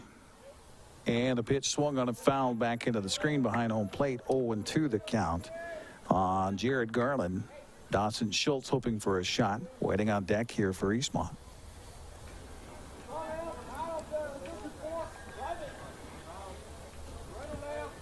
So basically baseball was softball until the late 1800s. Mm-hmm. The 0-2 pitch to the plate is a fastball, low and away for ball one. 1-2 the count. Which is probably a good idea. Or we Well, never would I have mean- heard of somebody like, you know, Cy Young or, you know. That Walter Johnson, he could sure throw that ball underhand. You don't see that anymore. It's actually so much better for your body mechanically to throw underhand than it is overhand. The 1-2 pitch to the plate, curveball low for a ball. 2-2 the count. Lights now taking effect here at Eastmont's Dan White Field. Second game of our doubleheader down to the final 12-4 our score. Eastmont trying to climb that ladder after falling in game one 3-0. Along with Dan Kuntz, I'm Eric Granstrom here on the NCAA Life Channel. As Cody Crow pitches in relief for West Valley, the 2-2 pitch swung on him, fouled back and out of play, and the count stays at 2 balls and 2 strikes. The only game that I know of, as long as you have lights, there is no clock. That's true. There's no clock.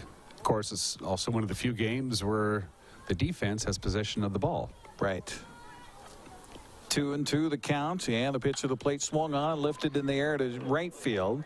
Right fielder comes in a few steps. Runner at third tags. Here comes the throw home. Going to be close, and scoring standing up on the play is Thomas Murphy. Excellent throw by the right fielder. Fantastic. But the catcher was out of position. He was too far in front of the plate. Moen out there in right field makes the play for West Valley. So give an RBI to Jared Garland on the sacrifice fly. And the Wildcats are down to the final out. 2 down here in the 7th. Cannon held at second on the play. That'll bring up Dawson Schultz. Schultz 1 for 3 in the ball game with a base hit and a run scored in the 6th. It's now 12-5 West Valley on top. This curveball in for a strike. 0-1 the count.